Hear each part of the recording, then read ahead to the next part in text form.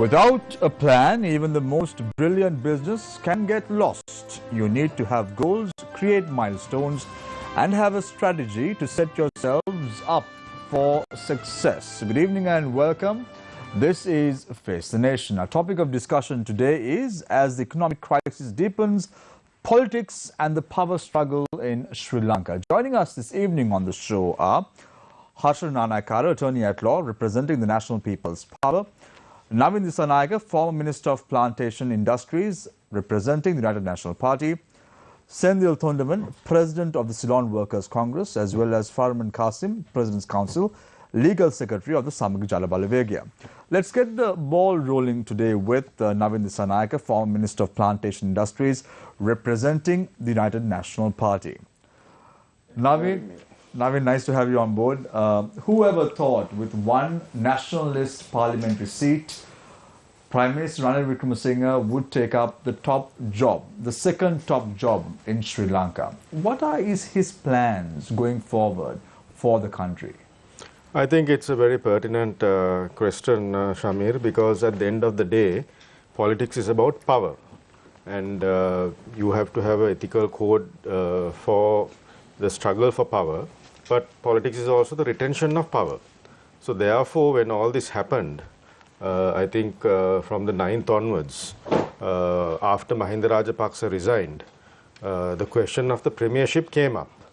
Then civil society groups and also professional bodies, they wanted kind of a non-partisan prime minister. And then the search for the prime minister came up.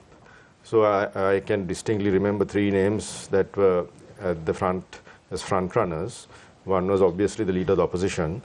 Then I think the group of 40 nominated Dallas Salah Perumal's name and a few others also. They gave a list of names that finally didn't materialize. Then Ranil Wickremesinghe's name, and from this non-partisan group, the professional bodies, Mr. Karu Jayasuriya's name. So Mr. Karu Jayasuriya could not make it because unfortunately nobody or the question did not come up how MP could resign for him. Then I think it was very firmly in the SJB's court. Now they can explain what happened because I am not privy to that. But I know this offer by the president was seriously considered in many bodies of the SJB. So at the end of the day, it was like Asai Bhai thing. It went up and forth. They put conditions. Then finally, when Mr. Wickremesinghe was going to be sworn in on Thursday, they sent another letter saying, again with the conditions, that they might take it up, given these conditions are fulfilled. So I think at the end of the day, given, as you mentioned, with one seat, my take on this is, being a politician for 20 years, starting from the bottom, being a normal MP, being a deputy minister, non-cabinet minister, state minister, cabinet minister, this is a question of leadership. If you want to do things, you must take some risk in your life, in your political career. And I think at this moment of time, the question after Mahinda Rajapaksa, then who came up? So I think the president has had several discussions with so many political leaders, and maybe he felt comfortable that Ranil Wickremesinghe was going to step up. And given his vast experience as a politician, as a person who has delivered, and as an internationalist, now we need an international person who can talk the language of the international community, number one. So what I see is, okay, there are reservations. I mean, how can one person do this with one seat? And I accept that, because in politics, you have to have that risk-return analysis also. Just like you mentioned at the beginning of the show, in business, you need to do that risk-return analysis. In politics, also the same. So I'm sure he has done that risk-return analysis, and the risks are greater for him. So risks are greater, but the commitment to do the job is also greater for him because he has to survive. So I'm asking all Sri Lankans at this moment of time, regardless of whatever political hues you have, and I think right across the board, I think SJB has also issued a statement as supporting this new initiative. JP has also, NPP has also done that. Senthil Thondaman and his CWC has already communicated their desires to work with the government. So I think we should, for the sake of the nation, at this most critical hour, get together and try and make sure that Ranil and the Prime Minister and the government succeeds to wrangle us through this very difficult, very arduous and very dangerous path that is ahead of us. So Navin, interestingly, I want to drag your attention to the statement that was made by Prime Minister Ranil Wickremesinghe to the nation. He says about the Caucasian chalk circle and says his task now is to take the child that has been left behind and cross the broken rope bridge with much difficulty. Some are dubbing this in a way that Prime Minister Ranil Wickremesinghe is trying to take the Rajapaksa baby across the burning bridge to safety. How do you view this? Well, this is the criticism that has been made, that this is a deal with the Rajapaksas, and it can, in all fairness, it can be seen as a deal. But I have to tell you also that politics is about deals as well. Now, for me personally, when there's a huge critical crisis at this moment of time, I personally believe, like a normal Sri Lankan, that this solution to this is not within this parliament. But then you're left with, what are the options that you're left with? You either go for election, which is going to cost 11 billion rupees, which the government or the country cannot afford. The people are so inconvenienced with their day-to-day living and their struggles of daily life that the election option is not there anymore. You have to get over this critical period of giving relief to the people in terms of essential commodities, in terms of fuel and gas, diesel, medicine, and food.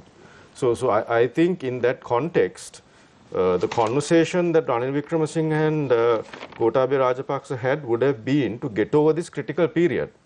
I'm sure it did not entail about protecting any Rajapaksas, although it can be seen as such. In fact, when the BBC correspondent in Sri Lanka asked him this question, he said at the moment, no Rajapaksa can go before the people. So he knows the anger and the ill will, and I think the hatred that the people have towards the Rajapaksas. Nobody is going to stick their necks out for them anymore. So that analogy about carrying a Rajapaksa baby across the bridge, frankly, I think there are more worrisome issues for the Sri Lankan people and the Sri Lankan government and the Prime Minister, because basically you're not left with even $1 million. So basically he has to raise this international finance to get the country going again and make sure that the people have the basic needs, their basic day-to-day needs. Let's say, Navin, that the intention of Prime Minister Ranil Wickremesinghe hypothetically is very good. He doesn't want to protect anyone from the Rajapaksa family, and he wants to resurrect the country's economy, also the party as well, which is in dire need of some sort of restructuring at the end of the day. If you put into perspective what's going on right now, Navin, do you think that the appointment of individuals of the likes of Akila Viraj Karyavasam, Sagar Ratnayaka, Vajra Begunawardena, Ruwan Vijayawardena, so on and so forth, is not the most prudent decision to make at this point of time? Well, I can tell you that I would have also been one of them had I opted to be the national organizer of the party. All these names that were mentioned by you hold key positions in the United National Party. So, for example, Sagala took my position, the national organizer's post. Then Ruwan Vijayawardena is the deputy leader. Akila Viraj is the assistant leader. So I think it's on that basis that they got this post. But I think we are not looking at the bigger picture here. The bigger picture is, I mean, these committees will give a report to the Prime Minister, and he will look at the committee reports and act accordingly. Now, for example, Akila Viraj Karyavasam, former Minister of Education, is right now doing the fertilizer issue report. And as you know, being in the tea sector, how you can see how devastated the tea sector is when there is no fertilizer for the tea. So I think these are issues that we need immediate resurrection and immediate attention. So the bigger picture is going to be, as the Prime Minister outlined in his speech, And I thought that was a very, very forthright speech. I think the Prime Minister's communication strategy, I mean, I've been a critic of him on some issues, but for the past week, his communication strategy has been very good with the people. But now the next phase of consolidating, the next phase of getting things done, the next phase of opening doors that Sri Lanka needs. Now, I think the Quad is meeting today, the four powers, that's Australia, Japan, India and Japan. They're meeting today. Then we have the G7 coming up. So Sri Lanka is on the agenda of the international community now, because we have an internationalist as the Prime Minister. So you can say, okay, but he is only one. He is surrounded by Pohuttua MPs. What can he do? So, but what I'm saying is that let's give him a chance and see, because this might be the last opportunity for Sri Lanka. Right. Thank you very much. Navin Dissanayake, former Minister of Plantation Industries, tonight representing the United National Party. He was also the national organizer of the UNP at one point. I now move my attention to Farman Qasim, President's Council, Legal Secretary of the Samagi Jana Balawegaya. Farman, crying over spilled milk could be one of the examples that could be taken into account when it comes to what happened or transpired with the Samagi Jana Balawegaya not taking over the post of Prime Minister. Can you dub it like that? Good evening, Shamir, and thank you for having me first. Well, crying over spilled milk, well, free to dub as it is. But you see, the Samagi Jana Balawegaya is a party of principles. If you don't have principles, you cannot govern. You need to get into governance with a mandate from the people. You will be appointed Prime Minister when you have the confidence of the House. So there are a couple of problems, Shamir. First is there is a political problem. Then we have the financial problem. And then we have the lesser problem of Mr. Ranil Wickremesinghe. See, the political problem is, first of all, when the Prime Minister resigns, the President under the Constitution has to appoint the person who has the confidence of the House. That's what the Constitution says. So once the Prime Minister resigns, the President has to call upon the person who has the confidence of the House. That doesn't mean he calls every Tom, Dick and Harry. That's what he did. He went like shopping for a Prime Minister. That's not what you do. Unfortunately, that was the way it was done. He should have called upon the person in the Pohuttua, which is the largest party that has 148 seats, to form a government and name some person from there. That's what you do first. If in the event that fails only, you go to the leader of the opposition. So here we've got everything twisted. Why are we going to the SJB and the leader of the opposition when the President does not appoint a person or call upon a person from the Pohuttua? That's what you do first. If Mr. Mahinda Rajapaksa resigns, you call upon somebody from the Pohuttua to form the government. So they have 148 in the House. You don't go and call upon a person who has 54 or one seat.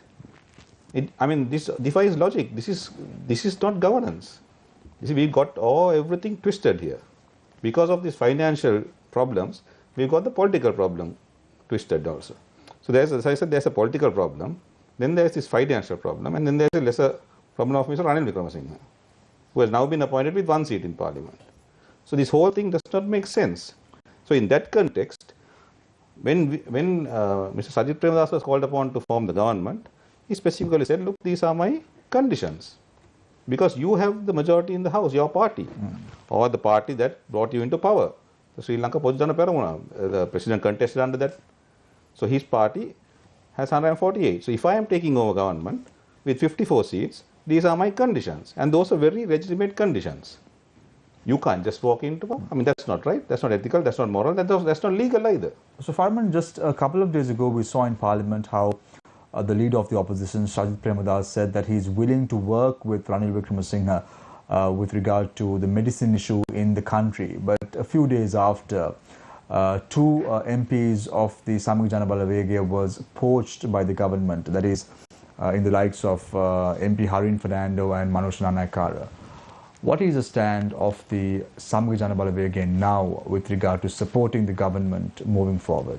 See, we've issued a statement to the effect that we will be withdrawing support if our MPs are going to be poached. I don't know whether there's going to be a change in that. So anyway, now two members have been poached. Basically, like I said in my in an interview earlier also, this is basically a bribe. You bribe MPs for ministerial positions, which is not good for the country. It's not good for the country, it's not good for governance. These are ministerial bribes, which in other countries you can be prosecuted for. Unfortunately, we don't have those laws. So we have lost all ethics, morals, and good governance by this kind of bribing. So the president and the prime minister are equally culpable in this bad governance, and sending the whole political structure down the precipice. See, you see, Gotagama and the young crowd that is there have lost all faith in politicians. No? That is why they are there. Now, this step takes it even more further. Now, to for us MPs, for whatever reason, right or wrong, that they will have to answer the public, have now crossed the floor and taken over ministerial positions. I mean, you can support the government without taking ministerial positions. That is what we were doing. So we have issued a statement saying we will withdraw support. We are having a working committee meeting tomorrow. It will be discussed there. Obviously, it's going to be a joint decision. Because anyway, end of the day, Shamir, it's the country. There's a right or wrong, there's a prime minister appointed now. There's a governance in place. And we need to give it our best shot because, like I said, there are two problems, the political problem and the financial problem. So that we have to get over the financial problem, the economics and that sort of thing. So we might have to put the political problems and the political differences on the back burner for the moment. But then we have the problem, or lesser problem, I said, of Mr. Ranil Wickremesinghe. Mr. Dissanayaka knows how he governs, and he is very, very polite in his glorification of Mr. Ranil Wickremesinghe. But we all know how he governs and what he does. So anyway, that's for another day. Right. But where this is going, we are not very sure. Thank you very much, Farman Qasim, President's Council, Legal Secretary of the Samagi Jana Balawegya. I now move my attention to Sendil Tondaman, President of the Ceylon Workers Congress. Sendil, when looking at all this power struggle that is taking place right now in the Sri Lankan Parliament and even outside, what is the actual stand of the Ceylon Workers Congress? Your party has played a very pivotal role over the last decades or so with regard to supporting governments in power, and you all have been the make or break component in politics at one point. What is the stand of the CWC now? No, actually, Shamir, now with a lot of issues happening in the country, I feel that still the government or anybody is not addressing the correct issue. That's what I feel, and that's what the Ceylon Workers Congress also feels. Because, we have a very big economic crisis and also a big security threat happening in the country with a lot of rioting and things like that. And I still understand that there is no, if I'm not wrong, there is no finance minister who is still being appointed, and same ways nobody for defense still being appointed. So these are the key positions which should be addressed with priority, rather than fighting for numbers and who has the majority and one thing you want to pass out, you want to show your strength. I don't think this is the time for that, because we are already down the drain. And I think with the present situation, Sri Lanka, like how the Honorable Prime Minister mentioned, saying that in another 3 months that we are going to go on a very hard task, we have a thing ahead. So right now we are already late to see what are the ways we can handle that situation in a very fragile way. But nobody is addressing that. I feel everybody is just still addressing about how we can gain strength in the parliament, who has the majority, who is being sworn in as ministers. These are the things which are, I feel, which are not, it's irrelevant to the present situation, because you take, people are starving in the road, they don't have gas, they don't have fuel, they don't have food. Everything is in scarcity. Even certain places, even if they have money, they don't have anything available. So I think the government should concentrate much on that. And I also feel that Sri Lanka doesn't have, from the new Prime Minister's speech, that right now we don't have any solution in the country for this. The only alternate solution what we have, I realized from his speech, is that from the external sources, like foreign nations who are coming forward to help. So we'll have to keep activating on things like that and concentrate. Now if we have to cross this the so-called bridge which the Honorable Prime Minister mentioned, we'll have to concentrate on 3 major things. One is the foreign relationships, and through that bilateral ties and multilateral ties, where we try to get in more revenue into the country in the amounting of dollars.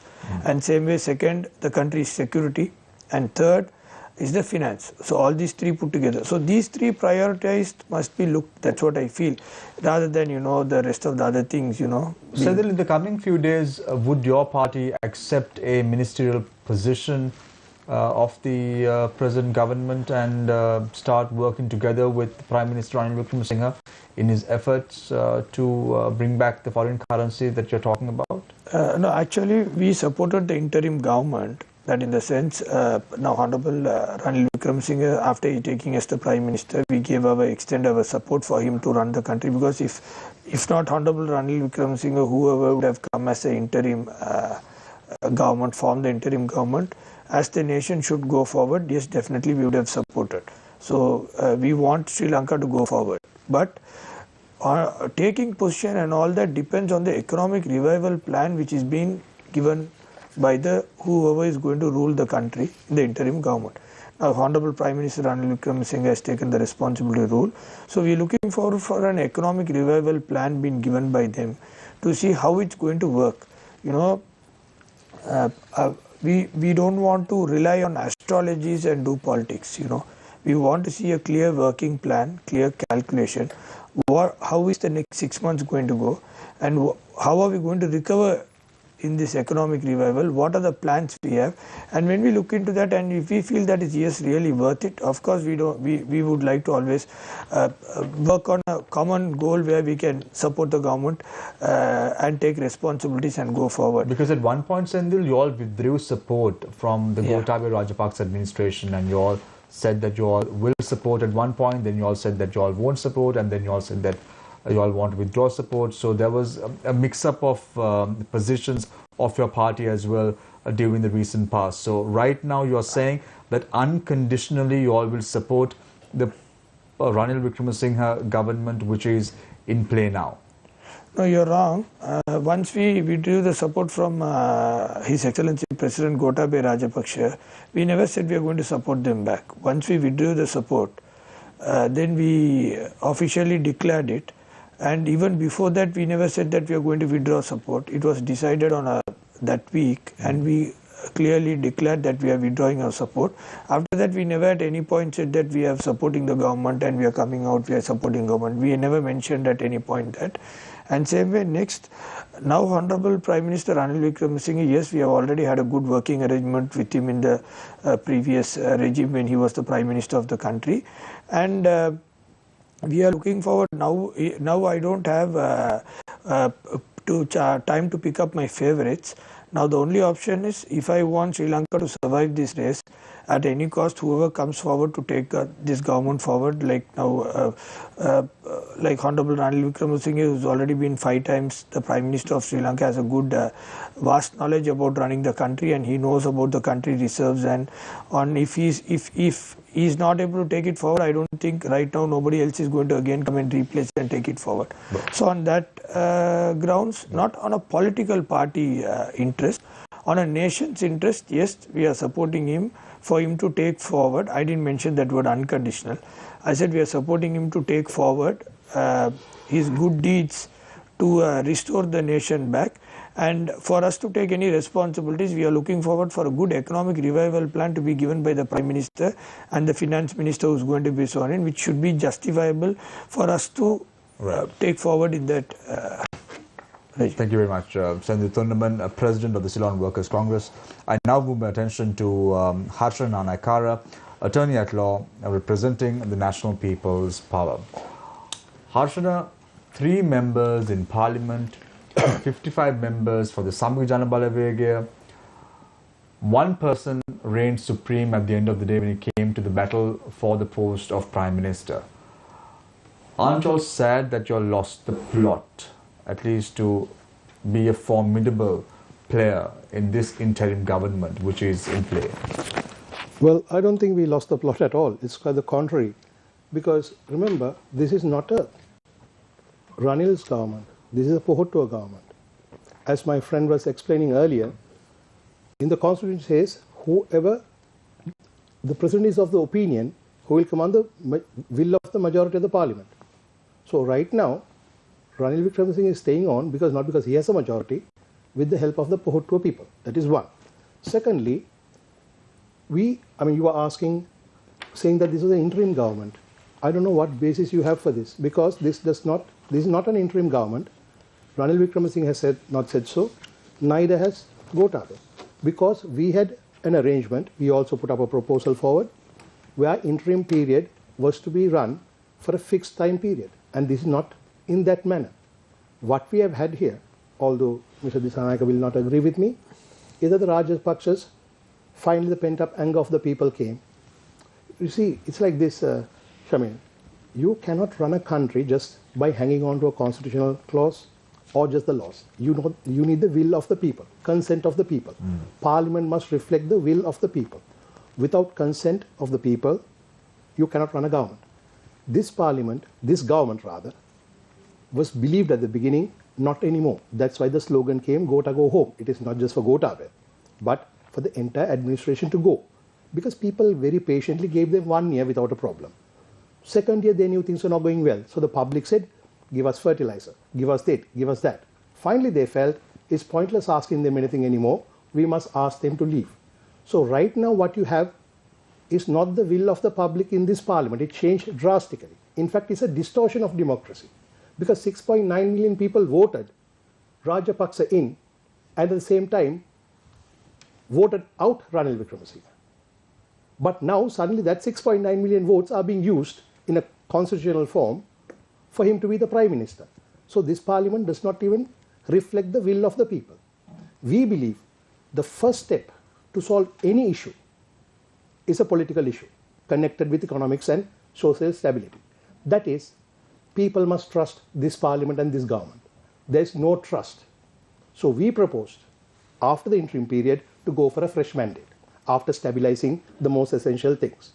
But this is not an interim government. And I believe, sorry, you were going to ask me something? Yeah, so the NPP is of the view that this is not an interim government in play, and you all are saying that once the situation stabilizes, go for a fresh mandate. When you say go for a fresh mandate, do I get the feeling that you want to call for a fresh election in the next few months? More or less. I will tell you, it's not the most popular thing to say at the moment, but there's a reason for it. Remember, with this government, even when Ranil came, people were asking, so what has changed? The queues are still there, gas is still there. They are running out of patience. But when you go for a fresh mandate or a fresh election, right, I will talk about the cost and everything which Mr. Disanayake also spoke. Then at least that new government will have a 1 year grace period. Gotabaya Rajapaksa also had that 1 year grace period. Here, people just don't believe. I mean, look at the anxiety and the frustration of the people running from shed to shed. When the minister says, we will not distribute fuel for the next 3 days, don't stay in queues. Thousands are staying in queues because they're not certain. But how can things be any different just because you go for an election right now? No, not right now. That's the difference. Because, as I explained to you... So, but weren't we in a constitutional crisis without a prime minister, and the need of the hour was to appoint a prime minister and to move forward? And the NPP and the SJB said that they don't want to work with Gotabaya Rajapaksa at the helm initially. So did we. So did the NPP. Yeah. So if that case be the scenario, why not appoint someone who is willing to do that, at least to take us through this grace period in question? Now, you're talking about a grace period. You're talking about an interim period. I am maintaining the fact this government is there to run for the remainder of the term, remainder of the 2.5 years. I am saying at a ground level, the mandate of the people has changed.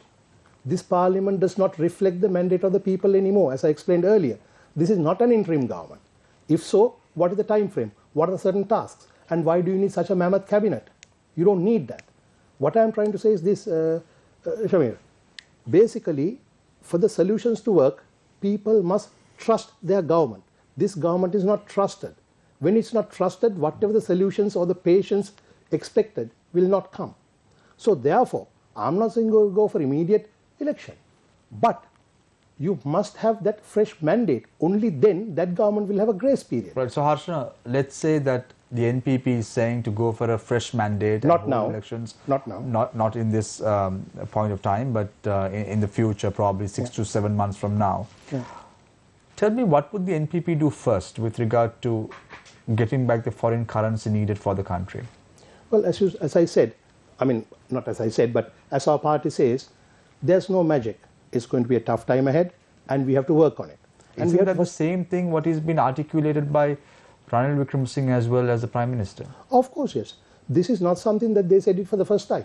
We've been saying it from 2016 and more in particular from 2019 and last year, because this disaster was coming. It was not a surprise. It was not like Corona. We saw the numbers. We saw the amount of debt has to be paid. Right. We know what the international obligations are.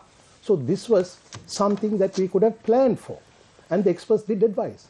The organic drive, keeping the 203 rupees at artificial rate, cutting down taxes, which Mr. Sabri accepted as what you call historic mistakes. But that is simply because this Rajapaksas was stubborn not to listen to expert advice.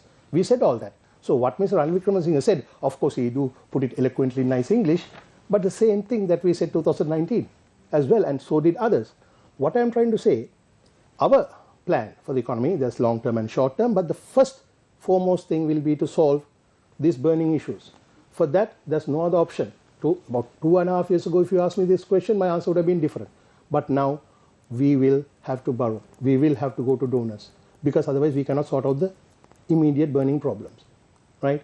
But when we go to donors, or we go to IMF or World Bank, or you name it, we have to see what conditions they're going to lay out and how they're going to benefit. The only difference, the main difference between us and this administration will be, whenever we take a decision, we will have people's needs in our heart to serve and benefit the people. So there's a huge difference. And that's how our party has been working. And other than that, we have the other foreign currency plans we do have. But their stabilization is needed first. Right. Thank you very much, Harsha Nanakar, attorney at law in National People's Power. A lot of questions to the panelists today with regard to how they intend to take Sri Lanka in the right track, on the right track. Let me open the floor for questions from our journalists. On to my immediate right is Hassan Shazuli. Left is Shehan Ranatunga. Let's start off with Hassan. Shehan? Yeah. Thanks, Shamir. I think let me pose my first question to Mr. Navin Dissanayake. Mr. Dissanayake, now it's been more than a week since Ranil Wickremesinghe took office as the Prime Minister. And right now, I'm sure you might agree with me that the main problem that we are facing at the moment is the financial crisis, out of which all other issues are stemming out. But this government, in which Ranil Wickremesinghe is the Prime Minister, has not been able to even appoint a finance minister so far. But we have seen ministerial positions being offered to subjects like lands and several other things like public administration, provincial councils, even housing for that matter. But there is no finance minister yet. Don't you think that the government should pay much more attention towards that?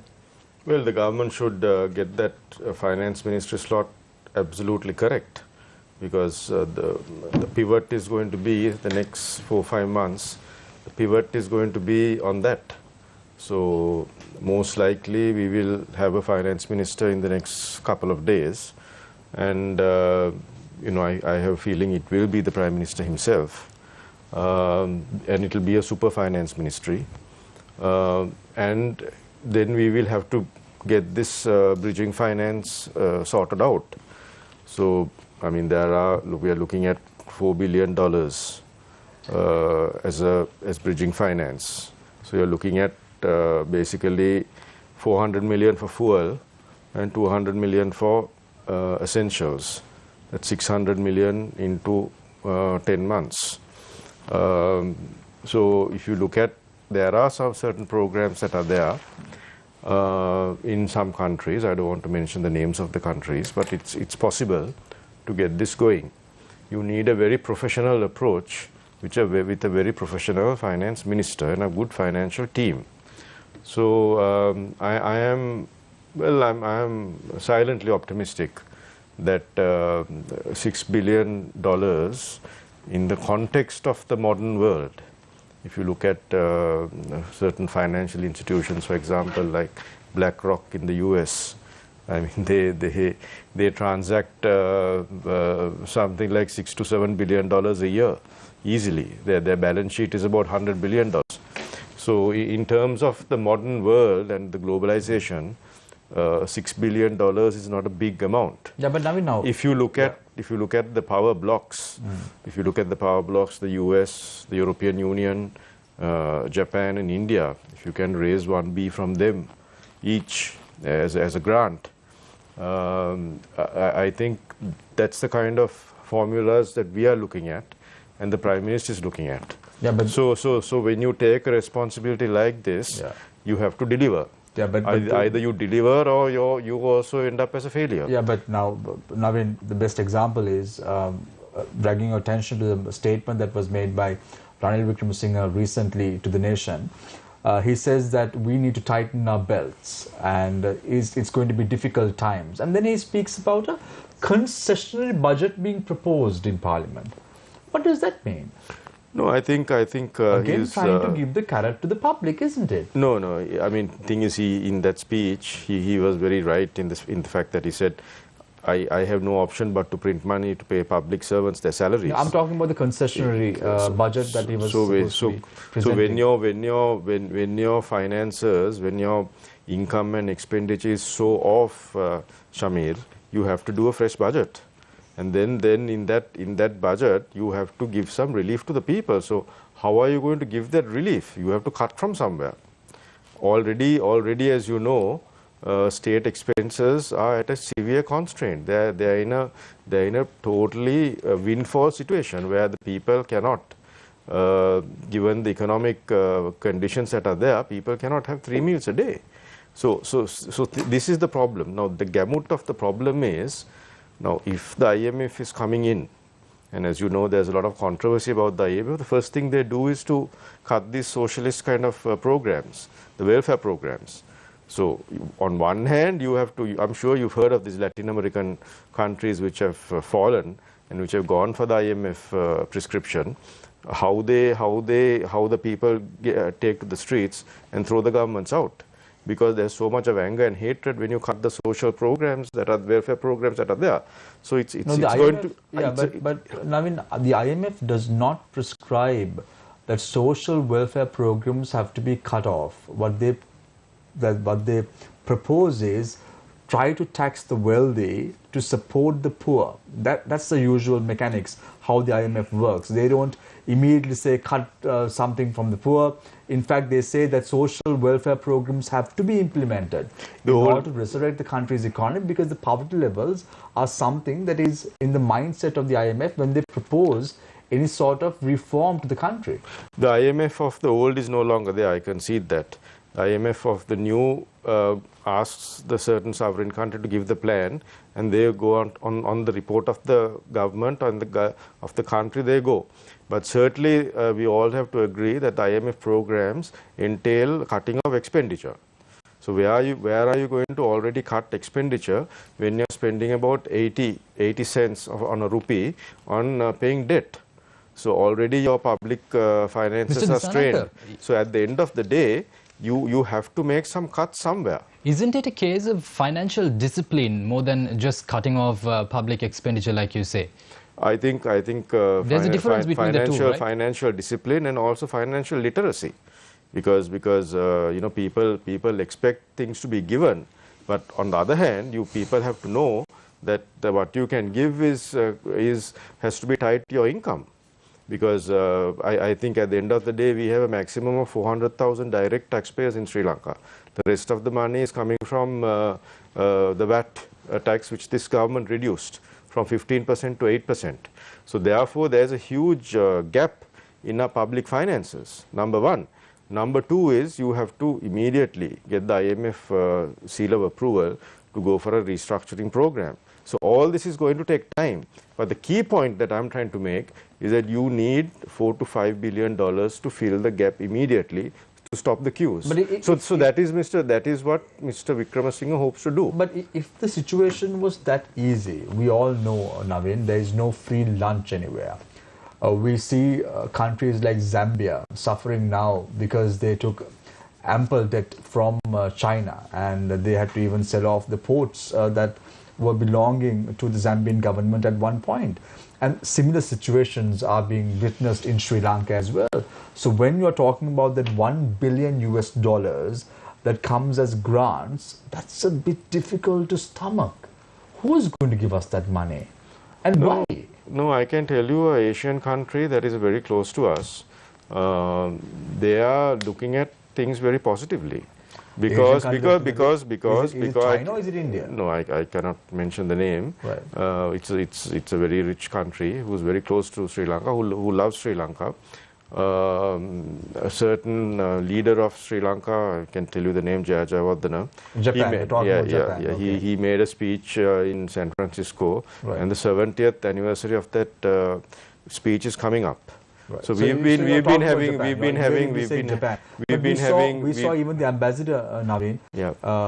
Right after Ranil Wickremesinghe took oaths as the Prime Minister, went and met the Prime Minister and said that he's going to visit Japan and bring the money required to bolster the country's That's economy. not true, actually. That's not true. That's not true. That's not true. He was going on a pre-arranged medical visit. Yeah, but all this, you're saying that the media is playing a role with regard to, no, but your attitude is wrong, Nushami, with the greatest of respect. Yeah. Right? Now, if I'm saying that Japan is close to us and we have a shot at getting 1B from them, we can. Yeah. What happened, what transpired right after, I'm talking about that incident, right after the Prime Minister took oaths, the Japanese ambassador saying... But there was never a communication from the Prime Minister saying that the Japanese ambassador left to raise funds for Sri Lanka. Number one. Number two is, at the end of the day, I was the president. I'm not trying to brag about this. I was the president of the Japan-Sri Lanka Parliamentary Association.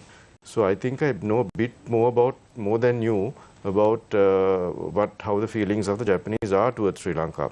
They certainly don't want Sri Lanka to collapse. And for them, giving $2-3 billion is not a big amount, provided it is tied up to a transparent process, number one. Number two, our foreign policy has failed miserably in terms of Japan, because as soon as this government came, we cancelled the light rail project, and that took a big hit in terms of our bilateral relationship with Japan. So I'm not saying there are quick fixes, Shamir. What I'm saying is a better professional approach with a better polished leader might be able to push certain things that the earlier government could not or did not even think of. So I am silently more optimistic than you. Mr. Dissanayake, now... No, I'm glad that you're optimistic about the country. Naveen, we all want the country to prosper at the end of the day. We don't want to be in this dreadlock that we're talking about, or falling into the same abyss that we've been falling into the last 2.5 years. So the attitude of everyone right now should be resurrecting the country's economy and nothing else. I just want to ask Farman a question. Farman, I remember you all were first to go to Galle Face Green prior to the Gota Gogama being created in the Galle Face vicinity opposite the President's house, the old Parliament. There, I recollect your leader, Sajid Premadasa, saying that if we are elected to power, if there is a change of governance, we would get free fuel from a foreign country for 2 years.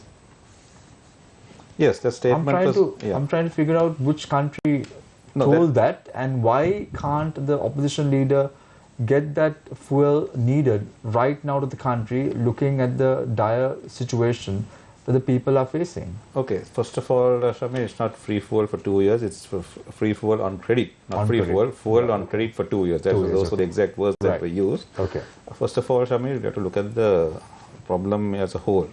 I'm very happy that the NPP is now talking about IMF, that we have to go to IMF and get things sorted out there. That seems to be the only option. No, not the only option. One of the options. One of the options. Yeah. So I open to that option is good. Yeah, okay. So now countries also will look at how Sri Lanka is governed, because the way we were governed in the last 2 years prior to Mr. Ranil Wickremesinghe being appointed as Prime Minister is the reason why that we can't go and talk to other countries. For whatever reason, we have bad governance. Right? Countries are not just going to come like to say and give us a free lunch. They look at the structures, they look at the governing procedures, who's in power and how, right? They are not going to give a rogue government or a rogue state monies, or even if you have the best plan under the sun. See, at the moment, obviously, don't you think they're looking at that we have a prime minister with only one seat in parliament, who doesn't have the mandate of the people, and like what Harshana said, this parliament is a dead parliament now. After Mr. Wickramasinghe was appointed, when a prime minister is appointed without the confidence of the House, this parliament is a dead parliament. It does not reflect the hopes of the people. So you think the international community is going to come forward and say, you think they don't have the intelligence and they don't have their reports going to their countries, saying that this parliament is now lost its mandate, it has lost the trust of the people. There is Ranil Wickramasinghe with one seat in parliament now, who is the prime minister, and they will be very hesitant to bring forward whatever plans that they have for us. Like Navin said, Japan is very close to us. That Japan line is a workable line, but they have structures, and Japanese really work on structures. They don't veer off their structures. That is why we are suffering now after with the LRT project. The president cancelled that project, and we are going to pay for it. We are going to pay for it big time. It was a 30-year grant with 0.1% interest. We are going to pay for it big time. The way he came up on TV, I mean, Japanese, they watched this and they were insulted. An engineer came and said that you can't put a container on the railway track. For God's sake, this is an LRT, it's a light rail track. I mean, where passengers go, not baggage. So these kind of things were put out in the media. The media carried it live. So what I'm trying to tell you is that there are certain structures and forms that countries also will look at. And when they look at the government now, obviously they're going to be hesitant. And that is why we as the opposition cannot go and, canvass on our behalf, on the country's behalf, to get whatever that we have negotiated. We need to be in governance, and we need to be in good governance. That is why somewhere we put up conditions. So we had to be in control. We can't be in control under the thumb of the president and then go and tell the countries that are going to help us. So see, now we are in power. Now we need to get these things done. That is why we give certain conditions. And to answer your question, why we can't go and do it now is because we don't have this power that we need to have, and the governing structure that we have, that we need to have rather. Yeah, but even the media reported on Sunday, the newspapers reported, Farman, that the president has even denied to take the post of defense and wanted to give it to a well-renowned MP from the SLPP, and he too has said that he does not want to take up the post of defense at this time of time. So don't you think the intention of the president is at least clear now with regard to how he wants things to work about? Or you all have just lost faith in him completely? No, see, and you all think that he's a dead duck, he can't do anything about it? See, there are different stakeholders. The president is one. Then there is the Pohot tour, 148 MPs. That is factored into about 3 or 4, however you look at it. Then you get the Samagi Janabalavega, our party, and then you get the other oppositions. So it's very fractured at the moment. But you did not answer my earlier question with regard to the credit line. That's right. That's what I gave the explanation. Yeah. The credit line, to do that, you need to have proper governance. That's why I gave you the long explanation. We need to have proper governance. If we had proper governance with those conditions that we had put forward to the president, then we would have worked that line. Obviously, we would have definitely got that credit Because, Farmer, we've heard a lot of political parties over the years over-promising and under-delivering. For sure. I'm sure, you have been also witness to that. For sure. So this was not such a statement. This was not such a statement. It's a very responsible statement. And Mr. Sajid Premadas is known for keeping to his promises. That's why he didn't let down the voice of the people by giving those 4 conditions. Otherwise, he would have been the first. I mean, who wouldn't want to become prime minister for one day like now? I mean, put your 6th time or 8th time or 10th time or whatever it is, put your name as prime minister. Who wouldn't want to? But no, Mr. Sajid Premadas says, under these conditions, I'm not going to let down the people at Gota Gama. I'm not going to let down the people, the masses. These are the conditions. This is what the country is asking for. This is how we are going to govern.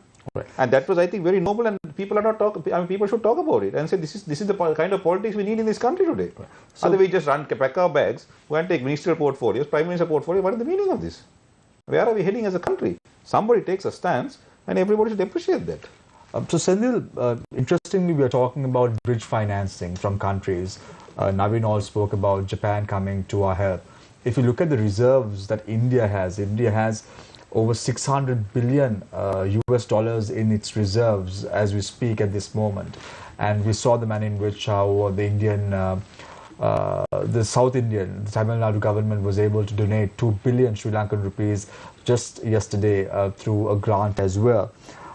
Do you think India will come to help Sri Lanka in the longer run if organizations like the CWC comes and plays a bigger role in the governance structure in the country?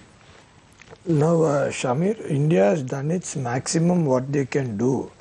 I think they have almost contributed in the way of line of credit, almost 3.5 billion USD in the last couple of months on fuel line of credit as well as on food essentials, medicinal, drugs and things like that. So, you know, this disaster is not a disaster which is a natural disaster like tsunami or something like that. For countries to justify their government and come forward to help Sri Lanka just blindly. There has been a big administrative failure here, which we all agree. And the responsibility of that administrative failure, no country will want to take because they also have, even you go to America or any country in the world with a very good GDP and all, you still have people living below the poverty line. Whatever friendship you carry with another country, every country has got their own limitations. And they also have an opposition in the country, they also answer to the people because all this money in India, the taxpayers' money of that country. So they also have a leverage where they can handle the funds. So in that, I observe that they have given almost the maximum what they can do in the form of line of credit. Normally, to my knowledge, India gives line of credit only for development projects because in case the money is not paid back, through the projects they collect the money, but through the revenue coming from the projects. This is the first time I understand on a very bigger scale. It's been a very, I think might be the first time in history in India also. Our High Commissioner in Sri Lanka, the Indian High Commissioner in Sri Lanka, Mr. Excellency Gopal Bagle, has gone beyond the extent of being High Commissioner. I think he's gone like a Sri Lankan High Commissioner to India, and he's been there and there with His Excellency Milinda Morogoda. They have convinced the Indian government and got a line of credit for food essentials, which you cannot recover. You know, there's no revenue to recover it back, whatever the line of credit. And you know that Sri Lanka is on default now, and there's no money to pay the debt. In spite of that, India continuously extends its support by giving line of credit. That is the good gesture which the India is maintaining with Sri Lanka. I last 3 days back, I met the Indian Finance Minister, myself and my party General Secretary Honorable Jivan Tornaman. We met our CWC team. We met the Indian Finance Minister. Then Honorable Nirmala Sitaram was very positive. She said that India looks forward for Sri Lanka's quickest recovery on the economic crisis, and India will stand with Sri Lanka at all times, and they are doing their maximum. I think that the High Commissioner has also raised fuel line of credit to be extended, another line of credit of 500 million USD. I think, and they are looking forward positively to help us Sri Lanka. And we made around 7 requests to the Indian Finance Minister.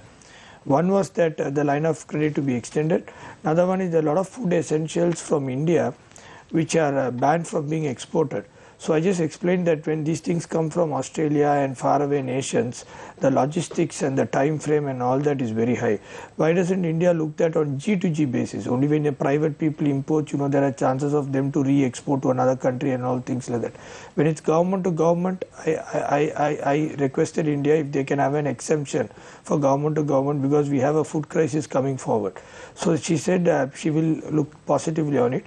And same with a lot of Indian financial institutions in Sri Lanka, like the Indian Overseas Bank, State Bank of India, a couple of banks, Indian banks in Sri Lanka.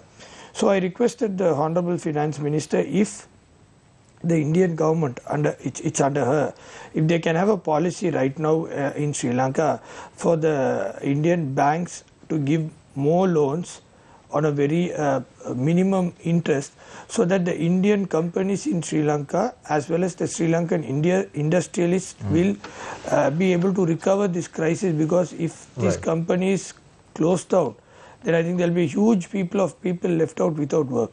Same way, there was another request I made, if India can give permission where we can put a marine transmission cable of electricity, where, because now I think on the Honorable Prime Minister's speech I realized that he said there might even be chances for more than 10 to 15 hours power cut, which we might sometimes come through. In that case, if we are going to face that, we have two big disaster coming ahead. One is the patients in the hospitals and the ICUs.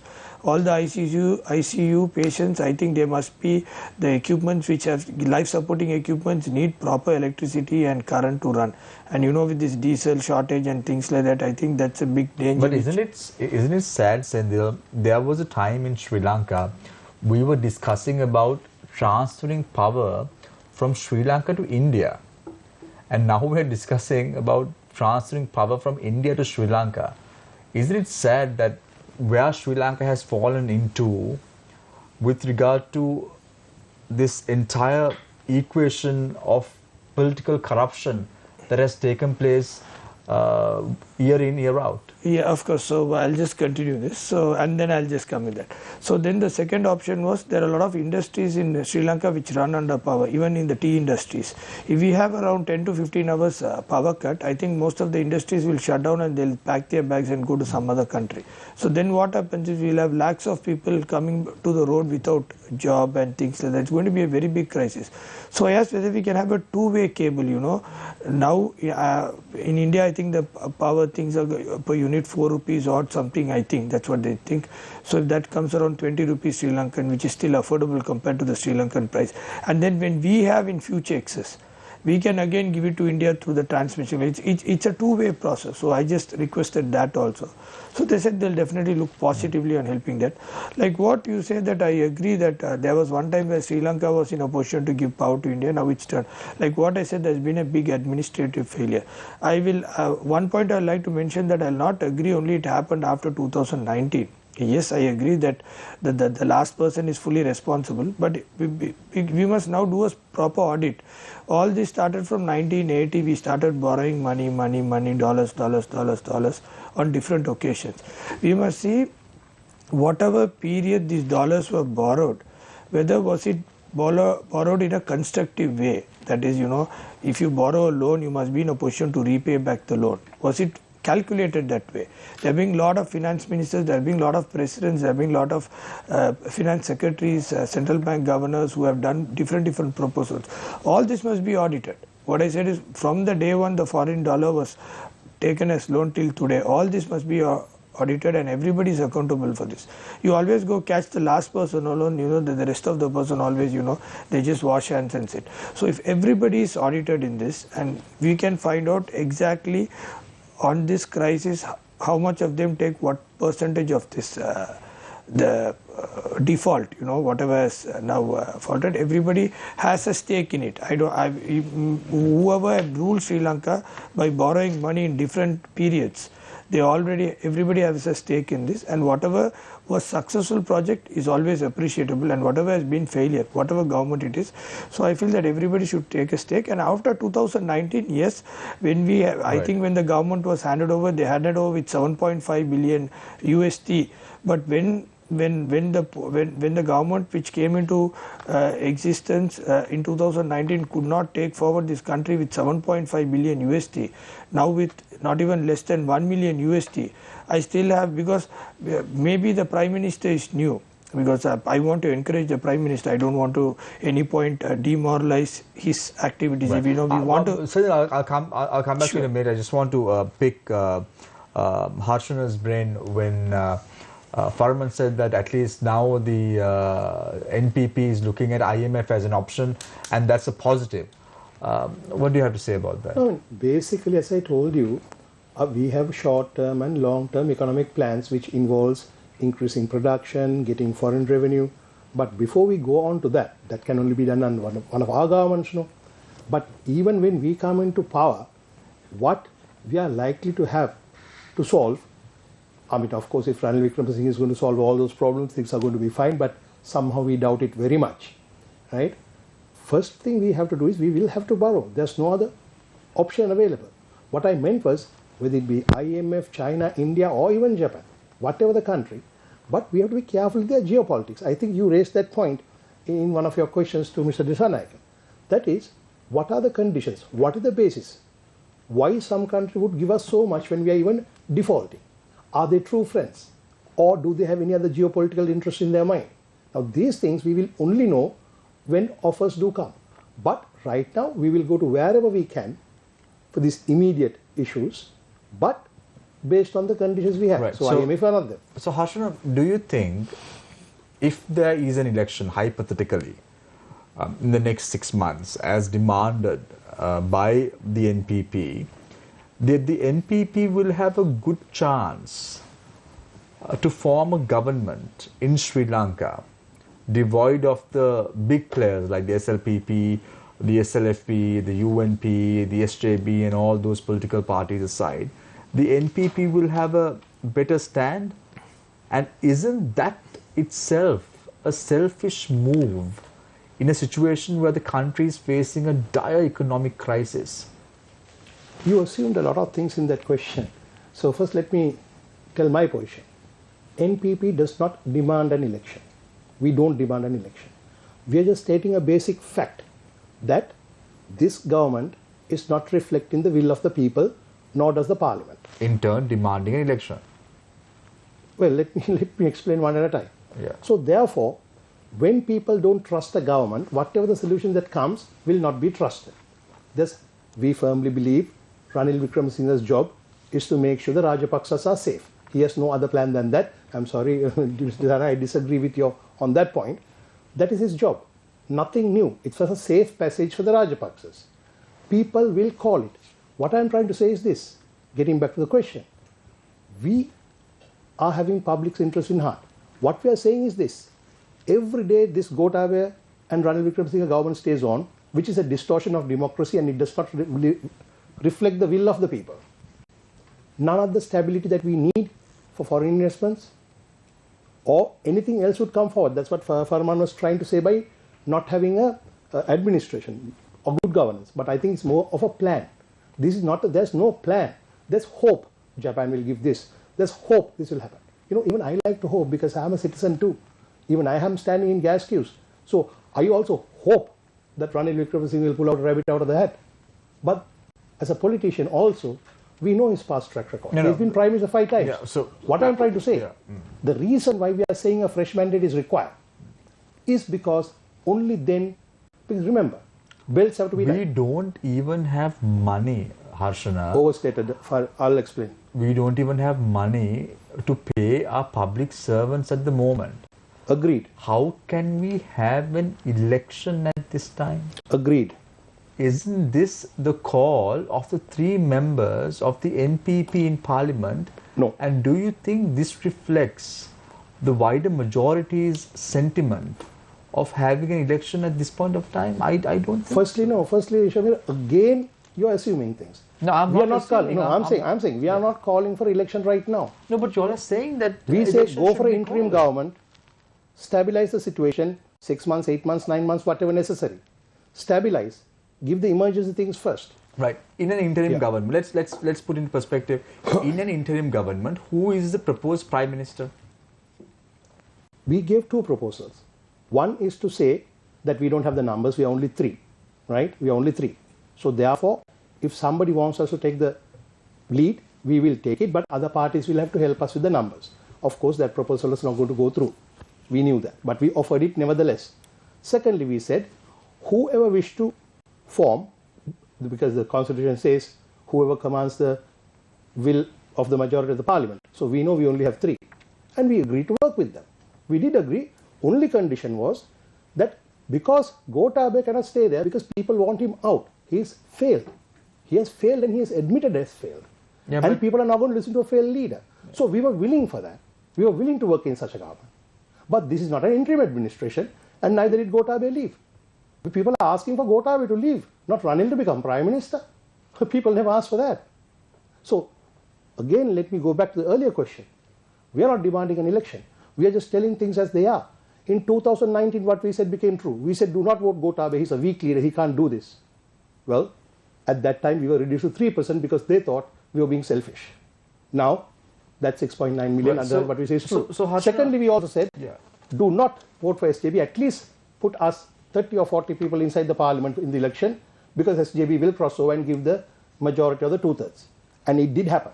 So whatever we say, with a basis we are saying it, but the not for just JVP selfish power. Yeah, but the JP also has crossed over. No, Harshana, When? in the recent past, in 2007, 2008, when Malvir Vancha crossed over from the Not JVP. crossover, he resigned, formed a party and then joined the government.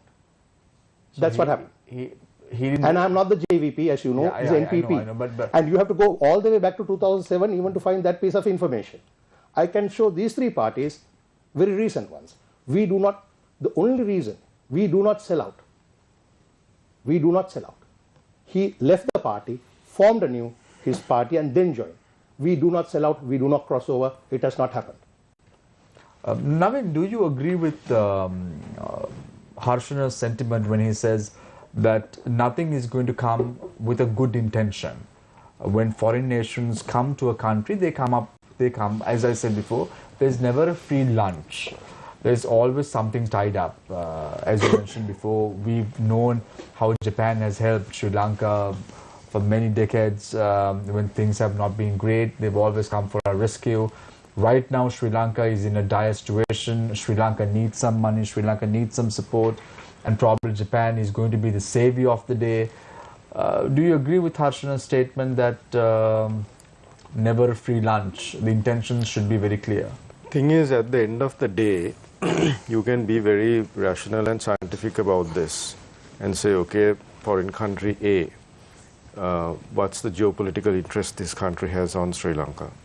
And then make that calculation and say, okay, let's watch and wait. Let's see how it goes, and be generally pessimistic about the whole thing. I have a very simple argument for that, and that is that the international community, including the West, China, India, which now is the axis of geopolitics in Sri Lanka, and even the Islamist countries, they do not want Sri Lanka to fail because there's too much at stake. So when it comes to the crunch, already we are bankrupt. Already there's a minimum cash flow for Sri Lanka. And this is something that you cannot gauge or calculate.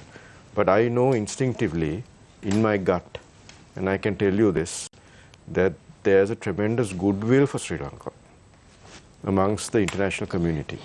I feel it because when I interact with them. So It's the language. It's the language you have to talk. Right. It's the doors that you have to open. It's the suaveness and the charm that you have. It's the ability to convince people. It's the ability to convince people about the Sri Lankan people, about the resilience of our country. We have gone through 3 insurrections. We have gone through tremendous suffering. We are basically a failed state. We have to accept that. And it's the people also. People also have to put their hands up. I'm not telling this about political parties or anything. People have to put their hands up and say, we kept the Rajapaksas going. We can get into that argument about, who kept the Rajapaksas going, why they were not prosecuted. I don't want to go into that. I mean, basically, Rajapaksas have destroyed this country. But right now, it's what I feel as an individual when I meet the international community. They do not want Sri Lanka to fail.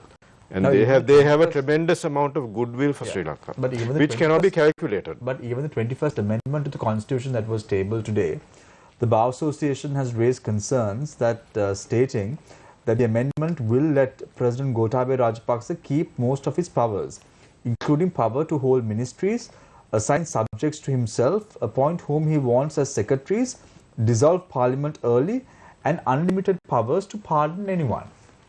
Now, this is what everyone is saying, that Ranil Wickremesinghe is also trying to protect the Rajapaksa family. Well, that's a very valid point. Now, I'm sorry, I have not been able to go through the 21st Amendment that the cabinet got in the afternoon. I just got it just before I came. But you know, at the end of the day, now if Mr. Wickremesinghe feels, I think there were some snippets going in on Facebook and social media, that if Mr. Wickremesinghe feels that whatever discussion he had with Gota and whatever understanding that he had with the president is being tremendously undermined in this way, it's much more honorable to step down, because if he cannot fulfill this tremendous responsibility, the onerous task that he has taken on his shoulders, there should be goodwill on both sides. No, but if the Rajapaksas are going to again do their conniving, devious, ugly politics on this issue also, then I feel that the UNP with whatever votes we have, whatever tremendous goodwill that we have, one in Parliament. But I just want to tell you one thing: 2 million UNPs didn't vote either for the SJB or the UNP in the last election. They just stayed at home. So there are so-called UNPers who are not aligned to any, who did not vote for any party last time. They are also watching and waiting. So what I'm saying is, at the end of the day, I mean, look, I mean, we are a nation of talkers. Yeah, at the end of the day, we come. I mean, what makes you think that 2 million people will vote for the UNP? No, I'm not saying that at all. I'm not taking that assumption at all. In fact, I'll be a fool if I take that assumption. Farman will say that 2 million will vote for the SJB next time, and JP will say that look, we are the most aggressive party. We are non-corrupt. And that 2 million might come to us. Bhutto will say something else. So what I'm saying is, right now, at the end of the day, we come to these talk shows, we talk nice English, all of us, and at the end of the day, we are still in the same boat. And these talk shows, they go on, the amount of freedom that we have in our country, the democratic rights of our people, all very good. But at the end of the day, we are a sinking ship. So somebody has to put their hand up and take responsibility and say, I'm going to turn this around. Otherwise, we are just a nation of talkers. So what I'm saying is at the end of the day, what I'm saying is at the end of the day, you know, I don't want to mention names, but you can do some investigative journalism and ask in every working committee meeting. I've been a critic of Ranil Wickremesinghe, but right now, at the end of the day, if he puts his hand up and says, I'm going to take the responsibility and try and do this and turn the ship around, let's give him a chance to do that. So, Parman, seems like a fair argument. If he's the only one who's saying that he's going to take over and run and keep the ball in the try line, why not give it to him and see how things will transpire? The question is he the only one, or was he the chosen one? Think about it. Let that sink in. Was he the only one, or was he the chosen one? Let me just go back. So, because why I say that is, like I go back to my argument at the beginning. When a prime minister of a government resigns, you appoint a person from that particular party who governs the majority of the house. Practically, if you look at it, the president calls upon another Pohottuwa member to form the government. Now, why wasn't that done? Then the leader of the opposition said, I will lead this government with these conditions. That wasn't done. NPP also gave their certain conditions. Let me just drag your attention. Ranil Wickremesinghe was not, he was the chosen one. Yeah, so Farman, let me just drag your attention to the unfolding events of that particular week in question. So Friday there was a cabinet meeting and it was decided that Prime Minister Mahinda Rajapaksa was to resign. That was the 7th week, day 7th of May, and that was the week that was transpired to the May 9th protest that took place, and which was one of the darkest days of the Sri Lankan history. Then came Saturday. President Gotabaya Rajapaksa had spoken to opposition leader Sajith Premadasa to take over the baton and run if he's willing to take over the post of Prime Minister. And then we saw the May 9th protest that took place and what transpired subsequently. And then also the president had spoken to an SJB delegation with regard to appointing another cabinet, but nothing transpired subsequently. And then on Wednesday, President Gotabaya Rajapaksa had no other option based on the report or the letter that he had sent the leader of the opposition, he had met Ranil Wickremesinghe, and then he could not turn back his word because he had promised him that he would be getting the numbers in Parliament in support of his candidature as Prime Minister. So that is why Shamir, I say he's the chosen one, because he said I'll get you the numbers. So he's the chosen one. You go back to the Bar Association. The Bar Association gave certain proposals. We met the Bar Association, SJB, the SLFPOs I think met them, and we said we concur with their proposals. Let's go on, because like I told you earlier, Shamir, this Parliament is a dead Parliament. But this, right? even the so political there was, parties, farmer, look at the political parties. How sad. Nimal Siripal De Silva from the SLFP goes and takes a ministerial post. I can't answer. Bahind Ambaravira goes and takes a ministerial post. Manush Nanayakkara and Harin Fernando goes and takes ministerial post. What are these parliamentarians that is why I told you, if we went and took the prime premiership like Mr. Wickremesinghe has done, he would have been under the plan of Mr. Gotabaya Rajapaksa, the president. That's why I said we didn't do that. So are you trying to say that Basil Rajapaksa is still playing a role in this entire basically the Rajapaksa, one and the same. The brothers are all together. They may have little bit differences here and there, but they definitely are one and the same, right? And they will always look after their own interests. So obviously, so I don't want to talk about Mr. Ranil Wickremesinghe too much here because there's absolutely no point. But what I'm trying to justify is why we did not take over the premiership without conditions. The Bar Association gave certain conditions. We were all for it. We went and told the Bar Association. In fact, we had the discussion with the Bar, so the President, Mr. Salia Piris, and said, you be the facilitators, go and tell the Prime Minister and President that we are willing to take over this. You be the facilitators, and we agree to all the conditions, but including one of our members resigning and getting a technocrat to come and be Prime Minister. We were even in for that. So we went all the way. And to come to the fact that this is not, again, what Harshan says is correct, this is not an interim government. We were in for an interim government and then an election at a particular point. But do you think, Farman, in the event Sajid Premadasa was appointed as a Prime Minister, he would have been able to command the majority in Parliament?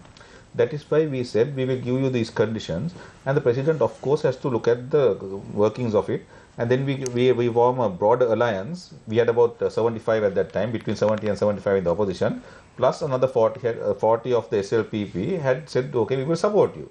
So Rohini Kaviratna's Deputy Speaker portfolio also was defeated. Yes, those are the things. Those are dynamics change, no, day by day dynamics change. That is why we said you can't hold the people responsible for that. People are not. No one said people is responsible, but we also have to be responsible to the people. We can't run and become the Prime Minister and then say, look up and say, look here, now we can't do anything about it. We have been voted in by the people. We are responsible to the people at the next election. That would have probably been a very good opportunity to show your might in Parliament against the government if you all commanded that 130. Like I told you, Swami, it's not about showing the might in Parliament. This Parliament numbers game is dead and gone. Nobody cares about it. It's a lost cause. Like I told you earlier, this Parliament is a dead Parliament. There's no point shifting numbers. People have lost faith in this. So I will ask you. The dangerous thing is, Swami, we talk about these numbers and the balance of power. The dangerous thing is outside. We are losing the political system. There is a parallel system that is going outside Parliament, which is very dangerous. So let me send you the question. Sendit, are you all willing to support Sajid Premadasa candidature in the event he's supposed to take the baton and run?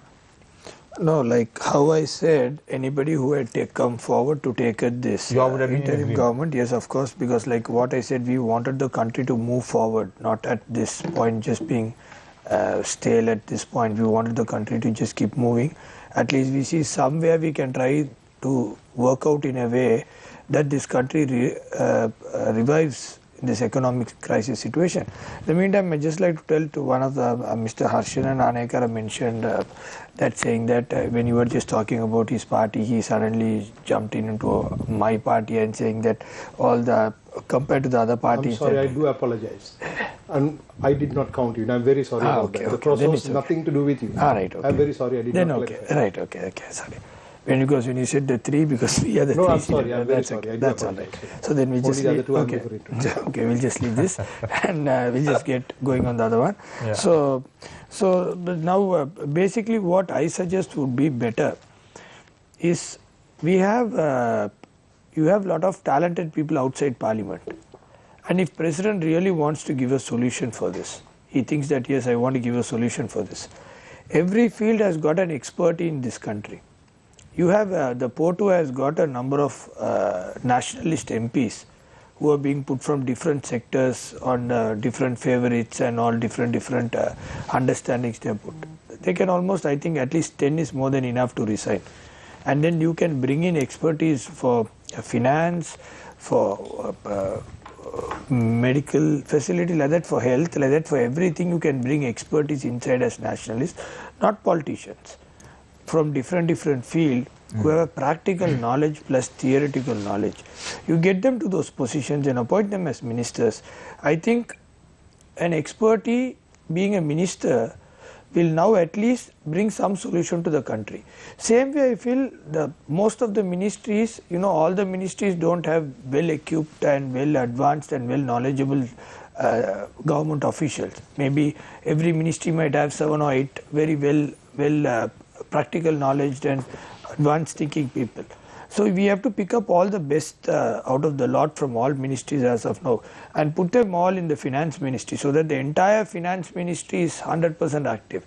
You have to think something different out of the box, again just appointing ministers. So you're saying that if President Gotabaya Rajapaksa's intentions are clear, he could request 10 nationalist parliamentarians to resign and appoint from his party, which is under his control, and take 10 people. Expertise. Wishful thinking, Sindhi. Yeah, so you take expertise and appoint them as ministers. Did they do it?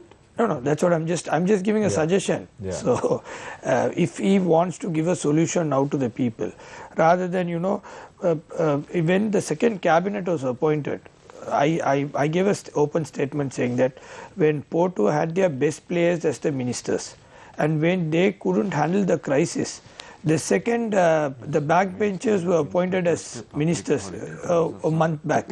So when the best players couldn't handle the crisis, I don't think the backbenchers will be able to handle the crisis. So the best option now is, my thinking is, again you're going to appoint the people who couldn't handle the situation. That's what I feel. So it's better if you think you want to give some it's under the president's control, his party. He can ask 10 people to resign and then put, like how Honorable Basil Rajapaksa came into parliament where he was not even in the... He's not an intellectual. No. What I'm saying he was not in the election list, nor the on the national list also. He was bought in. So the same way you can bring another 10 people. That's what I'm trying to tell you. The same way you can bring another 10 intellectuals into the thing and appoint these intellectuals as the ministers. I just said, otherwise they will say whether there is a way to bring in who has not contested or who has not been in the list. So I'm just telling an example. If you remember, Sendil, the Gotabaya Rajapaksa administration came up with the slogan Viyatmaga. Do you remember? Yeah. We will appoint professionals, and hence people also went and voted thinking professionals are going to run the country. But the professionals, of course, have really taken the entire country for a ride. No, they have not been able to prove their might. No, there was a small error there. When a politician, a professional, all of them are getting together. Now, for example, you see most of the secretaries are being appointed. They don't come by the proper ranking. They just come from out of the box, somewhere being appointed as ministry secretaries. So he is new to that. Then you take the politicians, they are from a different caliber they come in. For example, you take a minister doesn't need an education qualification to be appointed. But a principal secretary of the ministry has to have SLAs, Sri Lankan Administrative Service. When I was the provincial council minister, I still remember a driver to be appointed should have A-level or O-level with max. But the minister of that ministry, he doesn't have to even have O-level, A-level, he can even be grade 5, grade 2, whatever. So a person with grade 2 or grade 5 going to administrate an SLA's officer, Sri Lankan Administrative Service, who has completed his education qualification and a practical knowledge, I don't think that equation will work well at this point. There is a points where you can work. Now you cannot do a trial and run error and see whether whether you're going to do or whether you're not going to do. You must appoint people who will run on this race, and it's going to be like a suicide race, and the people and expertise running on the race will be more efficient rather than favorites running on the race. So I prefer that rather than putting favorites on this, better you put expertise. Yeah. Yeah, Mr. Thalman, now just a couple of follow-up questions to the remarks that you expressed earlier on the show. When you were asked about whether your party would accept ministerial positions under the government of Gotabaya Rajapaksa, you said that your party needs to see a proper economic revival plan. So, assuming that there is a proper plan in terms of developing Sri Lanka's economy, will your party accept ministerial positions? Of course, if there is a good economic revival plan which is acceptable by all of us, of course we will consider of thinking how we are going to look forward in taking that, or whatever we might put it to my party, and then we might decide how far we are going to take it forward. The other thing is that you said that you met with the Indian finance minister very recently. So I just want to take your attention to something that is happening on the sidelines, because we see human rights groups issuing statements continuously insisting, human rights groups like Human Rights Watch, Amnesty International, they have repeatedly called on governments and institutions like the IMF, which are coming forward to help Sri Lanka. They have said that these countries must ensure or demand that the Sri Lankan government respect human rights when they come forward to help. So when you went and met the Indian finance minister, did their side raise any concerns regarding the situation that occurred in the country maybe on the 9th of May, or anything related to human rights violations? No, we didn't talk anything about that. We didn't address anything about that. But we were very much concerned. Our main was about the economic revival plan. So we were asking that what is India's stand in supporting us more. So that's what she said, that the Honorable Finance Minister said, yes, India always will stand with Sri Lanka in spite of whatever government comes in Sri Lanka. They are not interested in the internal politics, what's happening in Sri Lanka. But Sri Lanka as Sri Lanka, and for the people of Sri Lanka, yes, we will stand by, and we will consider your issues on priority basis, because they have a neighborhood policy. On that grounds, we will consider on priority basis, and we are looking forward to help you out. That was a very big positive note what she gave. So that gave us a confidence, like, a light of hope, that because I have just done some homeworks and some groundworks. To my knowledge, I think the way what we are going forward is going to be very difficult. I don't think that we still have a plan, because like what I said, no finance minister appointed, defense minister appointed. We are appointing, giving importance to priorities to some other subjects which are not required now. Now what is required, I don't feel still the government thinks the gravity of the issue, because that is more priority now rather than anything else. And when you it's like every day you delay on major economic financial decisions, it's going to affect a common man who's not going to live in the country. So you have to look on that rather than counting on parliament. And Senthil, with your permission, I just want to ask Naveen the same question that was posed by Senthil. The gravity of the situation has not been understood by the present government yet. Valid point, isn't it? Well, if you look at the suffering of the people and understand the suffering of the people, then the gravity is very dire, and the consequences are going to be very grave for any government. And I feel that at the end of the day, you can look at it in two ways. Essentially, you can look at it in two ways. The calculated approach, like the SJB did. Now I know, I mean, I'm not supposed to say this perhaps, but I will say it, I will cross the line a bit. And I know for a fact that most of the MPs of the SJB wanted Sajid to take the position. I know that for a fact because my brother is also SJB MP. And I know the numbers also. I know maybe about 5 or 6 SJB MPs didn't want Sajid to take it. But at the end of the day, it's a leader's call, no party leader's call. So you can look at it in two. Other side is you take the risk. You say, I'm going to sacrifice. Whatever comes, I'm going to face it. The bumpers are going to be very bad. The bowling is going to be very difficult. Viv Richards, as you know, is an exceptional cricketer, genius. Never wore a helmet. Always wore that cap. He had that confidence to say that, look, I'm going to take on Dennis Lilly and Jeff Thompson. I'm not going to need a helmet. He had the confidence in himself. That's what leadership is about. So when the time comes, you have to stand up.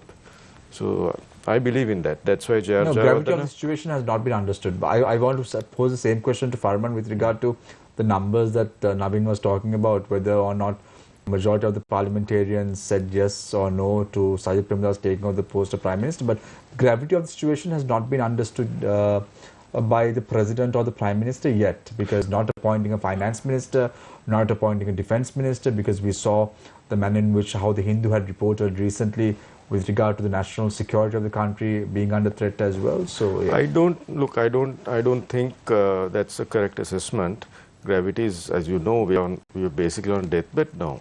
So I think I mean, you can castigate Gotabaya and say you hate him and all that, but I mean, at the end of the day, he's an individual who understands, I think, some element of pain that the country is going through.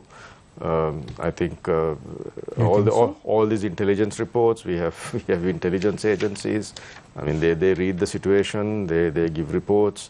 You don't have to stand in the queue every day for 7-8 hours to understand the pain that the people are going through. I think even the Prime Minister understands the pain.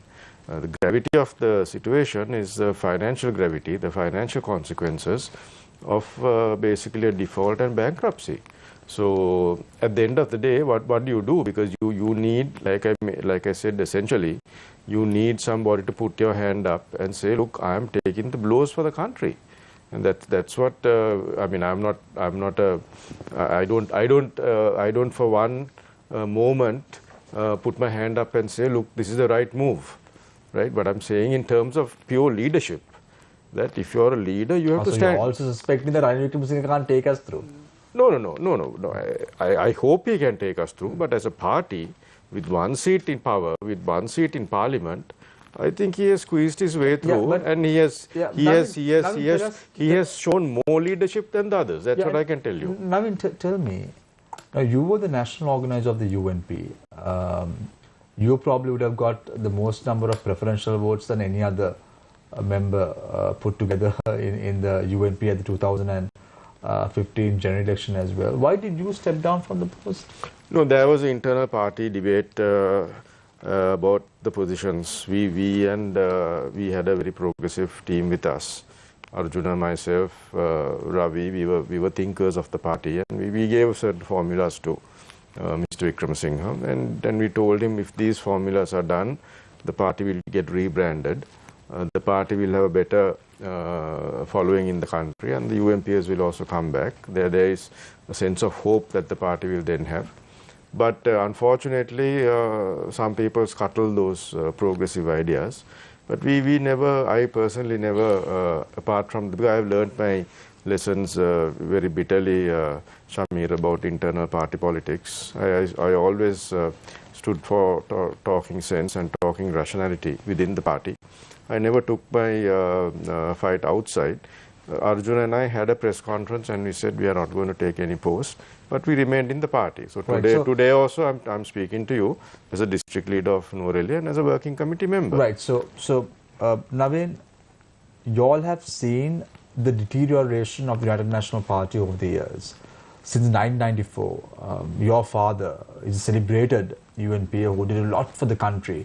And projects like the Mahabali project, when we speak about it, your father's name crops up at any given time as a change maker in the Sri Lankan infrastructure development sphere.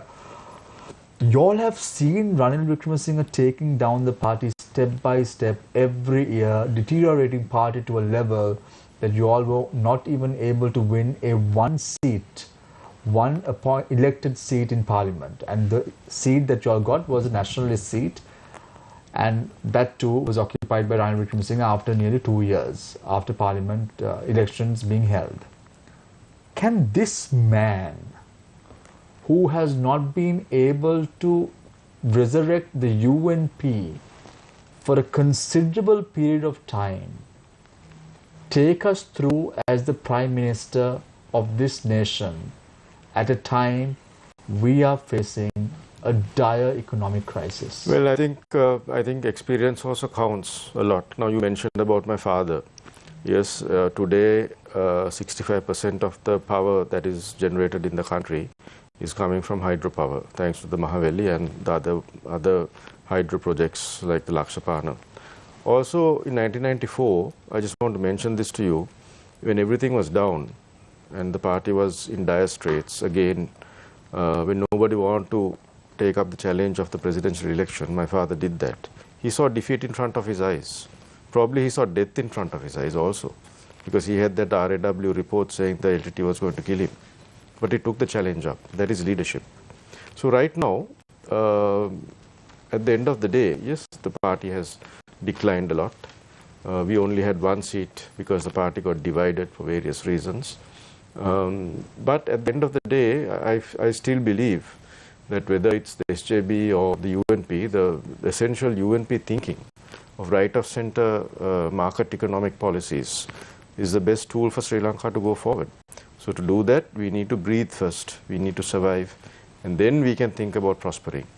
So your question was whether right now is Ranil Wickremesinghe the man to do that.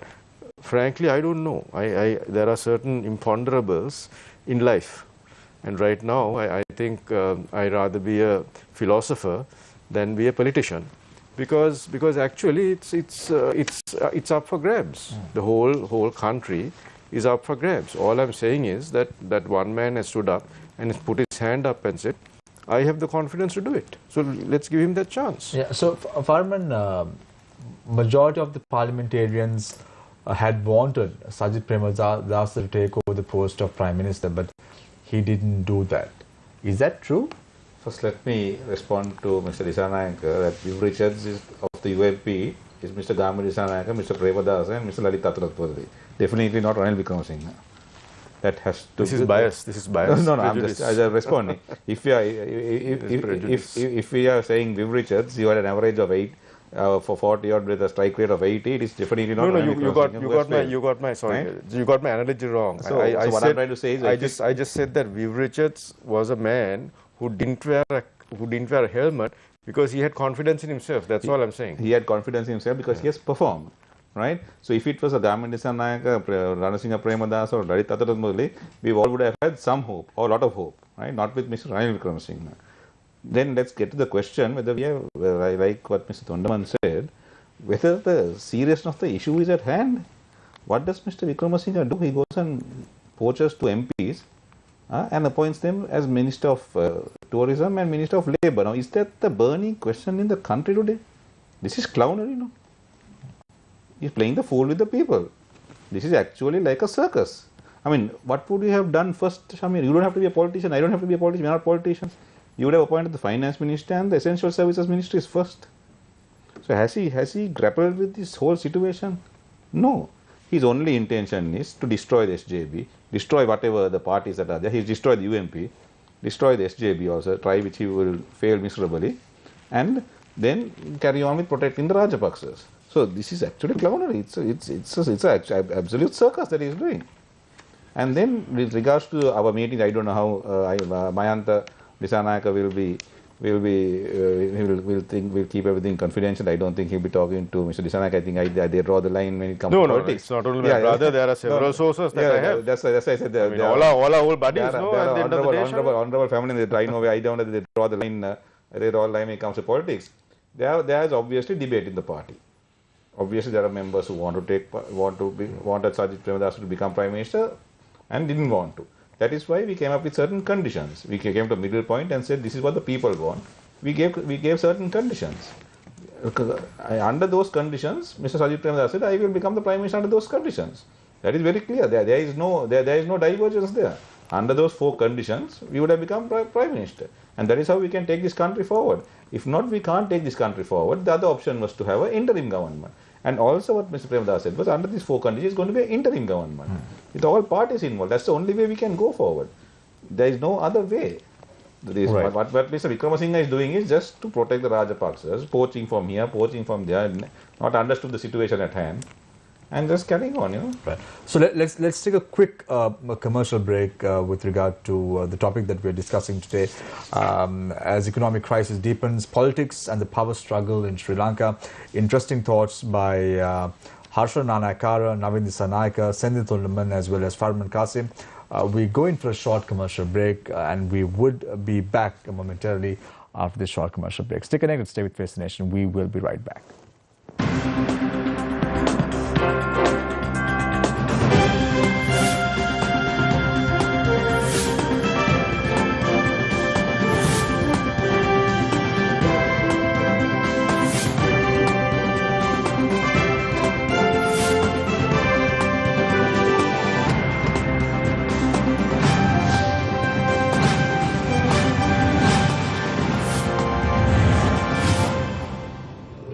COVID-19 සඳහා ආරක්ෂිත පියවර. ජනයා වැඩි වශයෙන් සිටින ස්ථානයන්හි ගැවසීම මගහරින්න. රෝගය ආසාදිත පුද්ගලයන් හමුවීමට නොයන්න.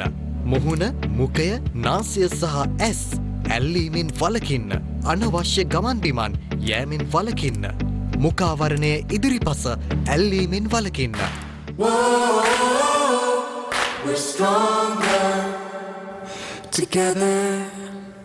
A brand new year, a year of hope, a year of aspirations and people looking for inspiration. Our software engineers, our IT expertise are, not seconding to anyone. A proper investigation led by the CID, this will be swept under the carpet. Understanding about the stock market, the fundamentals, the economy, that is very important. Entire ownership of this reclaimed land as well as the governance of Port City are all under the government of Sri Lanka. No planet, no people, no business. Yes. And this is the simple thing about Biznomics. Your weekend's most profitable 60 minutes. Biznomics. Saturday and Sunday at 5 p.m. තනිව යන්න බෑයි කියන කාරණේද අධ්‍යාපනයේදී මම කියන්නේ ප්‍රධාන වශයෙන් සිදු වෙන දේ. අපිට රුසියානු සපත්තුව මේ ලංකාවට දාන්න බෑ ඒක ලොකුයි. චීන සපත්තුව සීන සමාජවාදී ඒකත් හරියන්නේ නැහැ. ඒක මේ කකුලට පොඩි. අපි අපේම සපත්තුව මහ ගන්න ඕනේ කියලා. එක්සත් ජාතීන්ගේ මානව හිමිකම් කවුන්සිලය කියලා කියන්නේ මානව හිමිකම් පිළිබඳව ලෝක පාර්ලිමේන්තුව. අපි පරිසරය ගැන දෙකක් තිබුණා. මම ඉස්කෝලේ යන කාලෙත් මේක තුන්වන ලෝකේ රටක්. දැන් මම මැරෙන්න යන කාලෙදි තුන්වන ලෝකේ රටක්. ආණ්ඩුව රූපාන්තරණය වෙනවා රාජ්‍ය බවට. එත දෙකේ එත පහේදී තමයි මේ වතු ඔක්කොම නැෂනලයිස් කරේ. එහෙමයි ධර්මශ්‍රී රට ගැන විතරක් නෙමෙයි මම ගැනත් මම බය වෙලා ඉන්නේ. අපනයන කවුද කරන්නේ? කවුද විශ්වවිද්‍යාලයට ගියන්නේ? කවුද අපේ ව්‍යාපාර කරන්නේ? විශ්වවිද්‍යාලයට ගියන්නේ?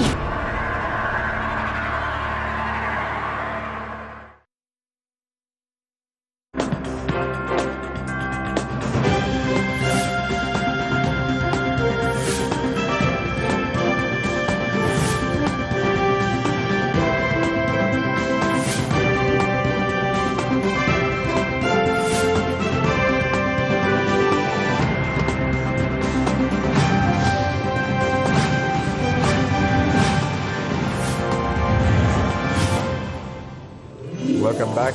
This is Face the Nation. I want to pick Harshana now, right after the commercial break. Harshana, we were talking about, we already know the policies and how the way in which the main political parties have governed the country over the years. What is the difference that you all will bring to the table? Well, basically, if you look at it, I mean, for the emergency plan, I spoke earlier. So I'm talking now in general, once it's stabilized, right? No, I want to stick to the emergency plan because that's the most crucial subject that we are all delving with at the moment. First and foremost, if you look at the Rajapaksa regime, even during the time of crisis, there were many allegations of corruption and waste, like the Chinese fertilizer or the nano nitrogen. Now, with a government of ours, you will never hear such things because we can bring honesty and integrity first. That is one. Secondly, just because we are honest and nice, things are not going to work now. We also must have a plan. And we do have a plan. But that involves, for the very short emergency level, for borrowings, which I explained earlier also. But what can we bring to the table? We will bring credibility. We will bring trust. Because as I told you from earlier points, these problems cannot be solved when people do not believe the message that being sent by the parliament or the rulers. And we believe we can be trusted. We will have investments coming in. We will get help. See, one of the main things that angered the people, yes, of course, they're upset about being in the gas queue and the petrol queue and everything. But they felt there was a section of the population who didn't have to stay in queues, especially the corrupt political culture, right? So that is where the anger is. So first you show the people, cut off your perks, let go of various luxury items. Surely we might not be able to save that much. We might not be able to save that much, but that will send out a message to the public. Our rulers are tightening their belts, and they will trust you. Yeah, Harsha, now you say it's very important to build credibility and you all can attract foreign direct investments and so on and so forth. Yeah. But we cannot forget the past. There is no way that we can let the past be forgotten or sweep it under the carpet. I want to drag your attention to the 88-89 resurrection that took place in Sri Lanka, which was more or lessly headed by the JVP, which is a constituent party of the NPP at the moment. Do you think with a past like that, locally you all will be able to gain some momentum, there is no question about that, but internationally, do you think that the trust aspect would come into play? Of course it will, because I'll be honest with you. Now, since I'm not JVP, but I've studied the history of JVP, so let me explain it to you. In 1988-89, there's a history has been written by the winner. Now, there were shocking things happen and which the party admitted and apologized on many occasions, although may have not gone that much media. But you cannot view 88-89 out of context. You must understand why it came about. But still it was wrong, and the party from after 1989 has not even lifted a stone to hit anyone after 1989. That is over 30 years now. After 1989, however, 6 of their members have died during elections, being assaulted by other parties. They have an entire list. They did not pick up a single rock because they saw the damage violence can do for them, right? So we are a party who abide by all the laws and being peaceful for well over last 30 years. So let's forget about 88-89. Let's talk about the time that the JVP leader was the Minister of Irrigation in the country. Do you recollect that time? Yeah, sort of, yeah. Yeah, okay. So the JVP leader was the Minister of Irrigation under the Mahinda Rajapaksa administration, very short period of time. And you all brought in a project called the 1000 tank project at that time. If you ask anyone now what happened to the 1000 tank project, which was initiated by the JVP leader now, at that time, there is no trace of it.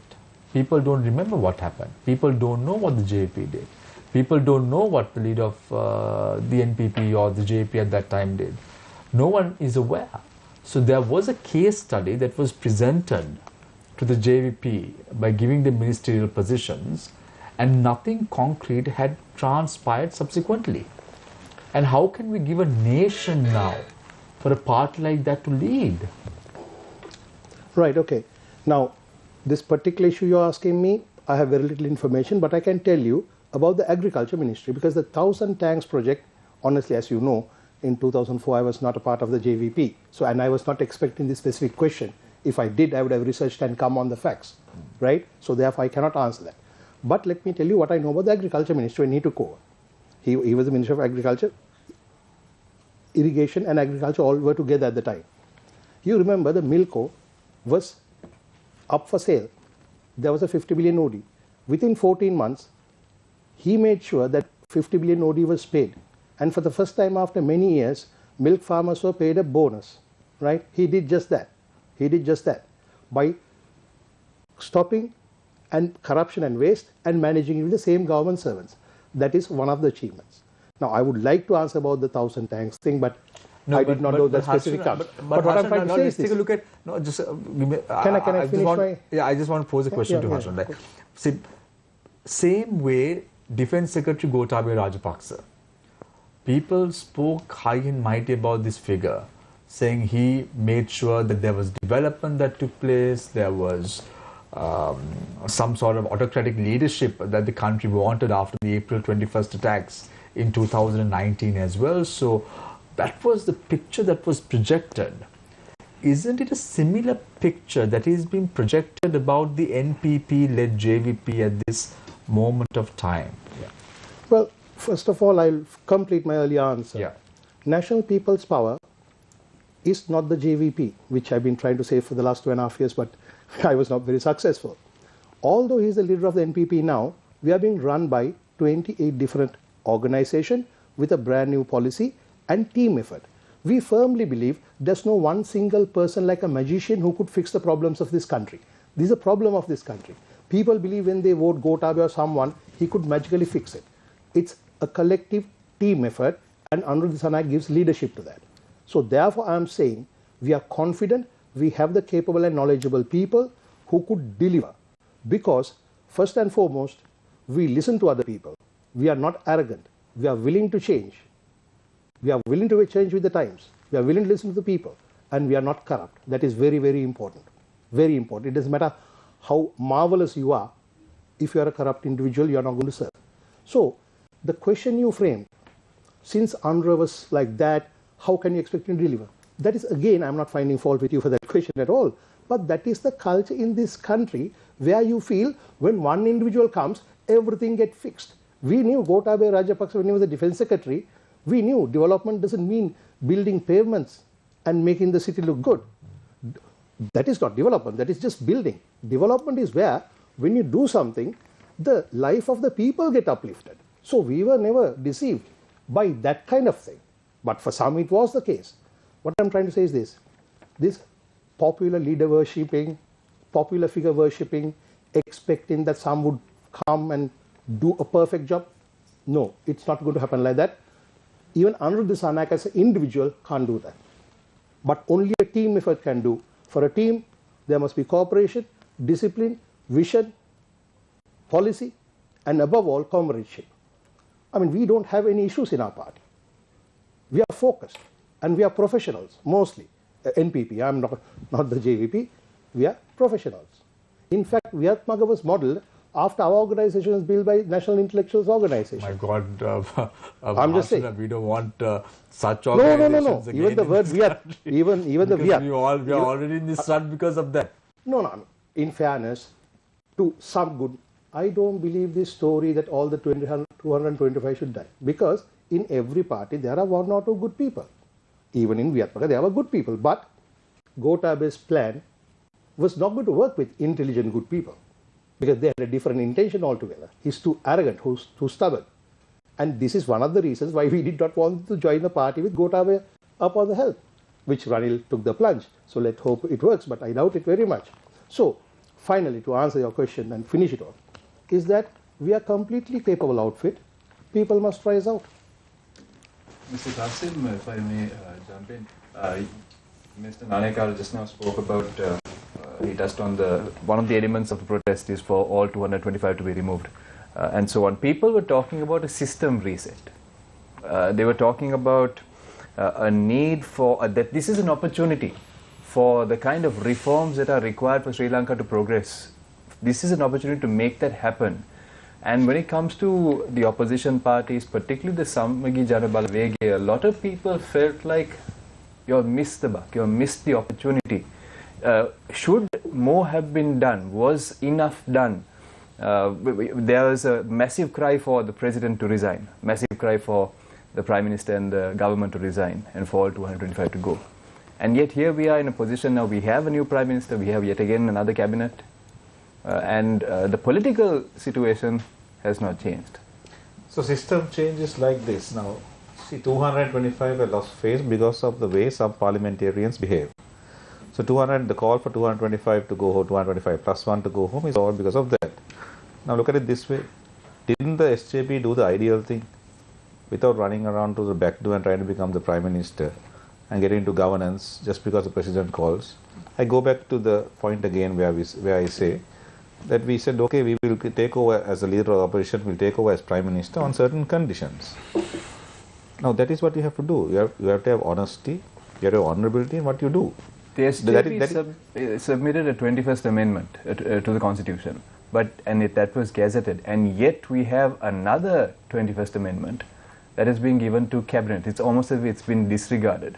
So what does the party have to say about this? So that's what I'm saying. So first of all, let me finish what I was trying to tell you, that this was the ideal opportunity for us to have a system change. But what do our senior leaders do, like Mr. Ranil Wickremesinghe and Gotabaya Rajapaksa and Mahinda Rajapaksa? One creates mayhem, the other one bribes our members and takes over 2 ministry portfolios. This is what has been happening for the last 20-30 years in governance. These 2 or 3 people have been ruining the whole system, and the system is good. It's just the people involved have been ruining it, right? And this is a fresh start for the SJB. We put forward our conditions and said under these conditions we shall come over and take governance. Now that has to be appreciated by the protesters also and the country, to show that there is a new start. The CWC has a new leader. The UMP has young capable leaders like Mr. Dissanayake. I mean, that it's time for them to step up and to be given an opportunity to govern. Then the 225 will be wanted. See, even the NPP now has a new face. That's why I keep on saying that Mr. Ranil Wickremesinghe is the chosen one. And what he did was totally wrong, dishonest and dishonorable. Right?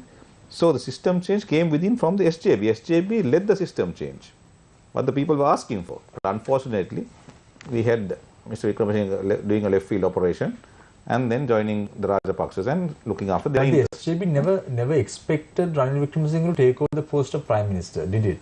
It didn't matter. He was not. I mean, that's not an equation for us. Whether it was Ranil Wickremesinghe or Dara Salaparuma or the NPP, it didn't matter. We had given our proposals. That's what we have to do. That's all we have to do. With regards to the 21st Amendment, see, we came to an understanding that we will abolish the executive presidency, which was one way that we could have got Gotabaya Rajapaksa out. But that was a call of the country, and because he was not resigning, we thought strategically that would be the best thing to do. But like you said, now that has been put to the back burner, and that has a process that has to take place. Because it's a private member's bill. The process, if the standing orders are not suspended, it will take about 6 to 8 months to come to the point that it is presented in Parliament. So that is where that stands. But a new 21st Amendment now has been proposed to Cabinet. Cabinet has not approved it yet. The approval is in a week's time, which is somewhat closer to the 19th Amendment. So we'll have to study that carefully and see how far we go and whether we support it or not, or what suggestions that we make at committee stage. But Senthil, interestingly, when you go to your electorate right now, I'm pretty sure the people are finding it difficult to live even in your electorates and are finding it difficult to find their own means. What do you tell them? Because they know the CWC has always been a change maker in the political sphere of Sri Lanka. The late Arumugam Thondaman, the Thondaman Senior, all of them have played a pivotal role in uplifting or trying to uplift the livelihoods of the people in the estate sector as well, somewhat. What do you tell them? Are you telling them to brace themselves, or do you have any answers to that? Yeah, now, so before coming to that answer, I'd like to just complete my answer for my previous question, right, because when I was on, you went. Yeah, okay, no problem. Yeah. Yeah. So first, you were saying that even a set of technical people to run the government, there was already Vihatmaga people. Right. The Vihatmaga people were politically supported a group of people, technical people who wanted a political leadership, somebody who they have chosen to come. They actually, you can't say that they are only technically intellectual, they are also a political party supporter. What I was suggesting you is, I don't want, without any political party supporting, expertise in Sri Lanka to come into the thing, which will give a facelift to the government, to the international community, as well as to the people of Sri Lanka now who are expecting a solution. I think, you need genuine people who doesn't have any political branding to come in to take it forward.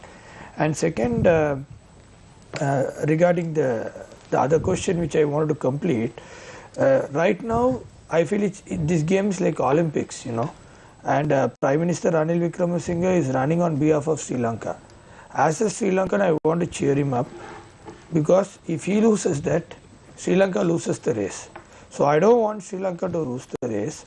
So as a Sri Lankan, I'm cheering up. But same way, for us to take forward, I also like to know his strategies and plans, because these things can't be kept confidential. Because now it's a problem of people. If the economy is stable And if it's a defense-oriented plan or something oriented with a war, yes, it can be confidential. But now everybody wants to know what is their cost of their next meal, whether they get the next meal, what is their children's future. There are so many things like that. So everybody wants a revival plan which everybody is ready to accept. So we are looking forward for that from the Prime Minister's side, and I'm hopeful that he will give a revival plan very soon. And next, going to the workers' side, first I like to tell that after the independence of Sri Lanka, our total rights in this country was taken out in 1948, and the plantation community didn't have any right for the past, from that time till 1970s, mid of 70s, almost 25 to 30 years, they were totally deprived. In fact, our community lacks a generation compared to the other communities living in Sri Lanka. Because 30 years we didn't have any rights in this country. We were just like stateless people. We were stateless people, just like refugees in the country. And even we didn't have refugee status. So we were deprived, and which gave a big threat to our community.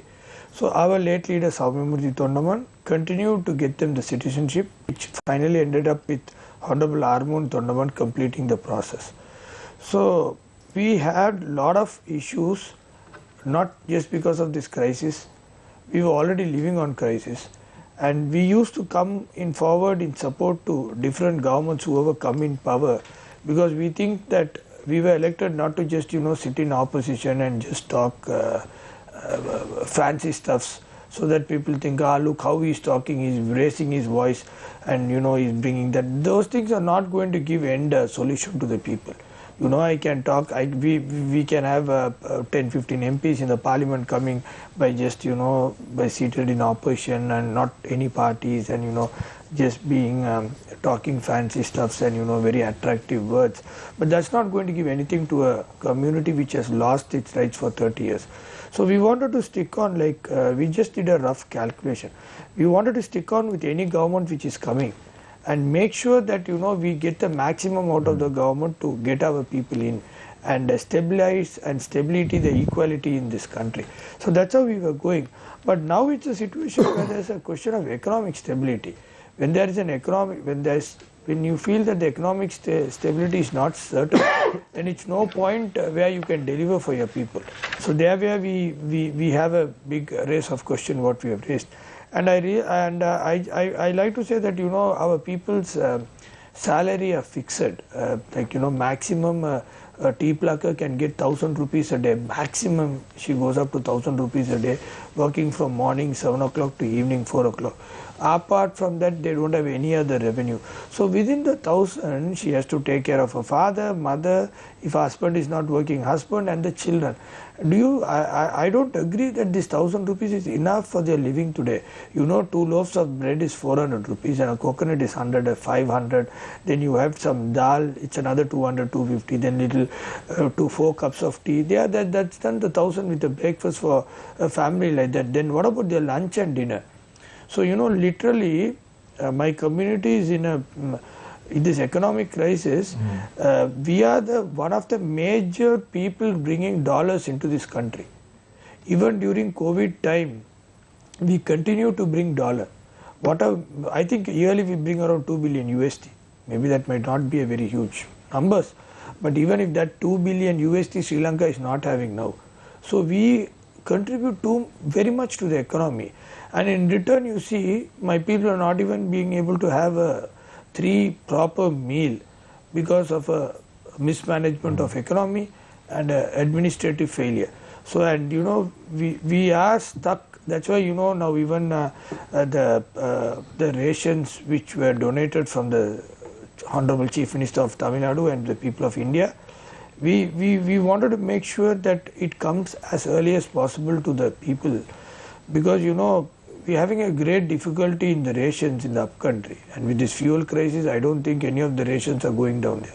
So they are having a very shortage, and with that, we had lot of issues in bringing down this, the local transportation and the local expenses, who was going to cover and all that. All that we had to rectify and keep on getting. We are planning to keep on getting donations. We don't ask only for upcountry. We ask as an entire Sri Lanka now because. So Sanjay, just staying on the topic of increasing the wages of the estate workers. It was at 850 rupees initially. 750. 750, and it was increased to 1,000 rupees now. Yeah. And the call by the estate workers and the plantation companies, it's been binded by the collective agreement, one of the longest collective agreements that has been in existence in the world, and was the fact that it has to be tied up with the level of productivity. And that is the only way that it would be prudent even for the plantation companies, the exporters, because there are a lot of stakeholders in the tea business at the end of the day.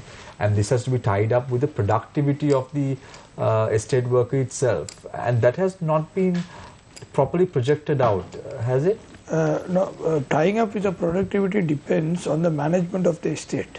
If the estate is well managed, like how the Europeans used to maintain their estates, yes, we are ready for tying up with the productivity. I think for the last year they are not even fertilized the estates. There were no fertilizers.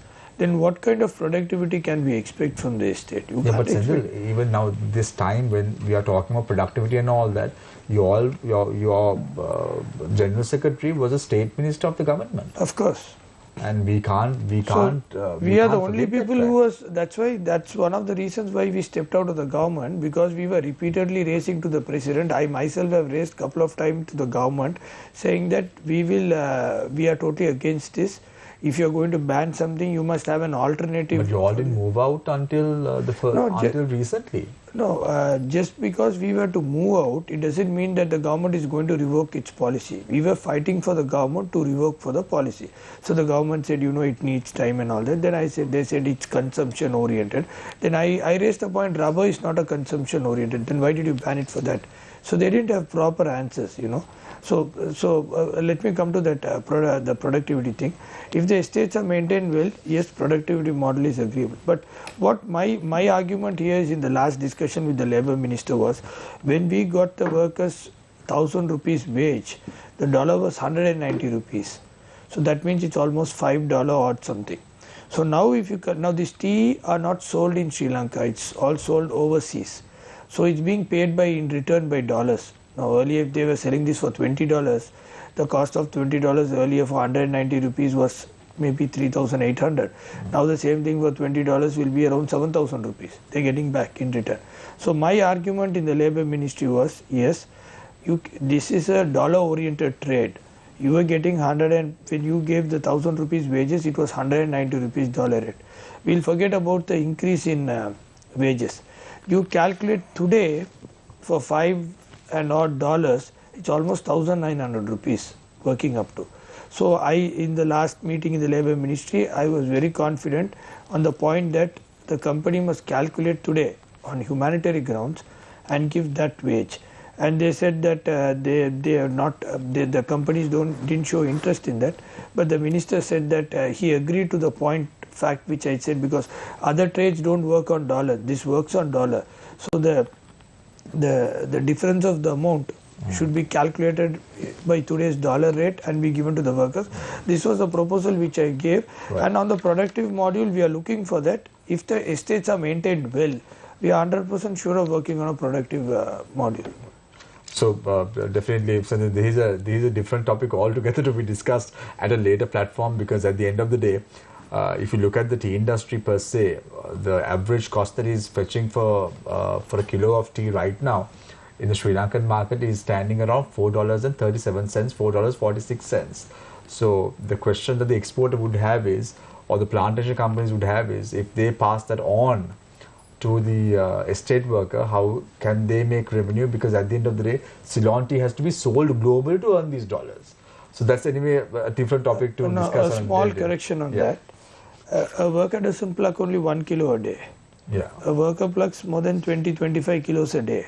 So for that they make almost around 5 to 6 made tea kilograms of made tea. So that if you calculate into $4 or $5, whatever they make around $20-30. I'm just trying to tell you.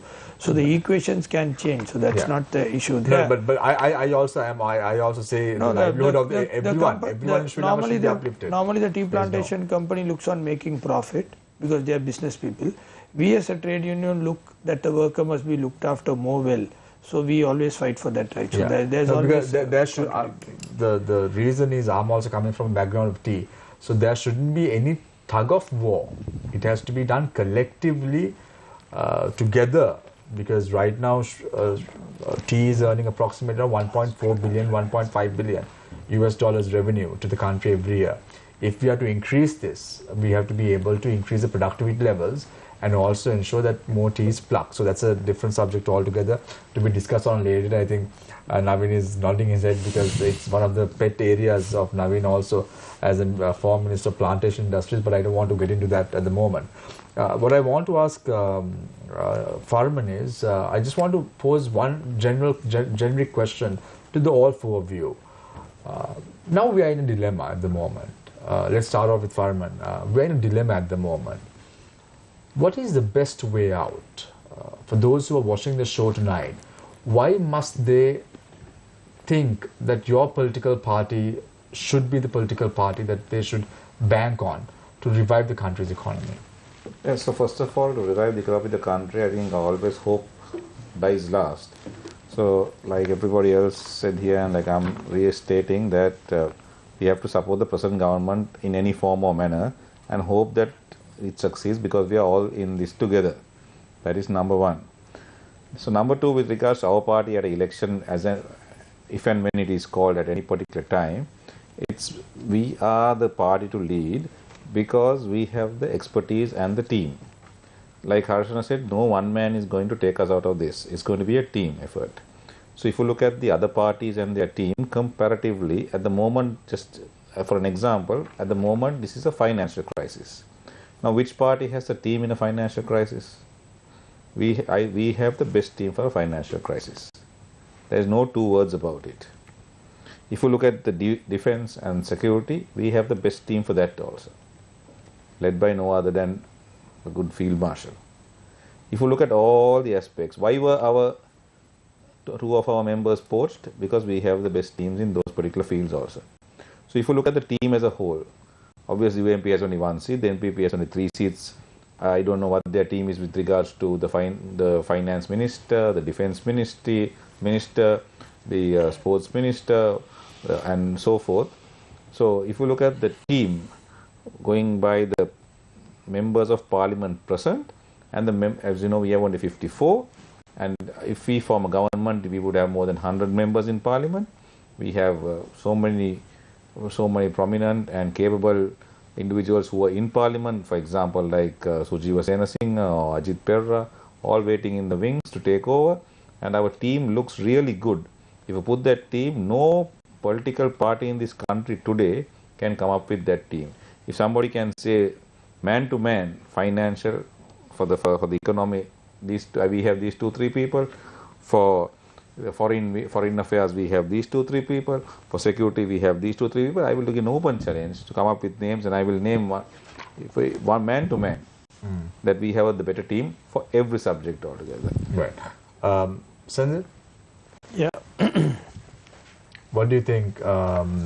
Why should individuals bank on a party like yours right now to revive the country's economy, and that you all will give the right strategic direction to any political party in power? No, the best thing right now, it's all on the international connectivity what we have. Everybody agrees on one ground that only through the international connectivity we can at least come to some point of extent where there is a solution which is going to come. Whether it's going to come in the form of grant or whether it's going to come in the form of loan or whatever.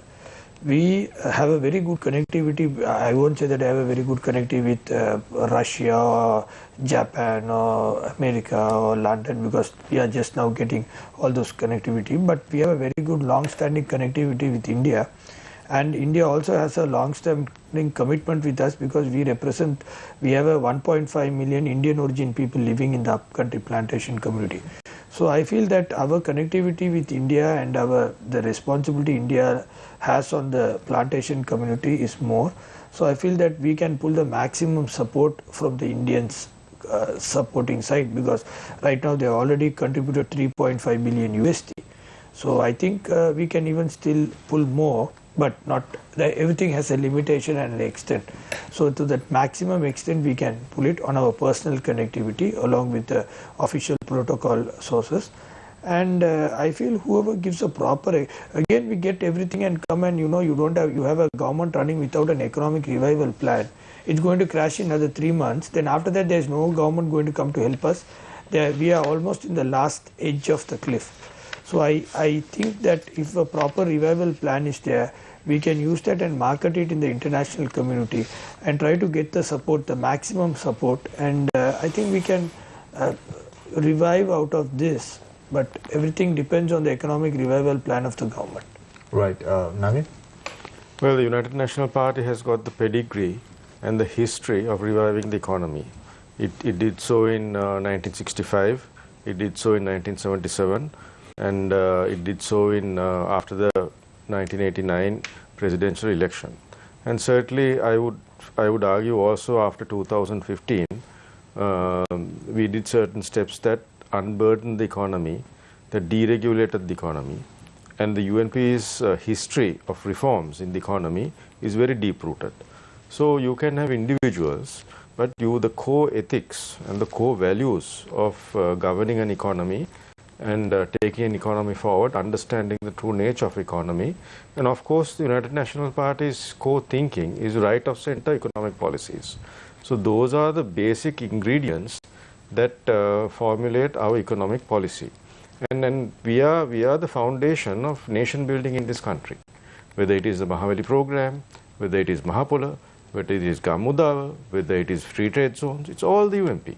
So you can have individuals in other parties, but the basic ingredient of economic reform, of taking the country forward, of unburdening the economy, and right now, just like our great leaders in the past, I would say Mr. Wickramasinghe has stepped up, taken up the challenge of reviving and taking the economy forward, because that is the core strength of the UNP. Ashra? Right. Well, basically, the message I want to give is this. Now, there's no election or anything. We are here, there's an emergency. What can we do? So let me summarize. We are not demanding elections, but we are simply stating a fact that when a parliament has lost its moral authority to govern, as I said earlier, that this does not reflect the will of the people, they will not listen to a single solution given by this parliament or this administration. This parliament, for all we care, is a dead horse, and doesn't matter how much you flog, it's not going to get up. So therefore, bring in an interim government, stabilize it. This is not an interim government. Then with a fixed time frame to stabilize, go for a fresh mandate, and that government will have the chance, the breathing space it needs to carry out the process. Now, in that election, I would say National People's Power is the best. For the simple reason, we have a vision, we have a plan, and we have capable individuals who will work as a team. We firmly believe the reset button of this country needs to be hit. System change is necessary, and that can only be done by a team effort, not by individual hero. And why are we different to many in the political arena is we always put the public and the people at the center in our decisions, not profit, not to get profit for anybody or political favors. And above all, we can boast that not a single NPP MP who will ever go to the parliament will be up for sale. National People's Power MPs, their conscience is not for sale. So therefore, we are the best for this.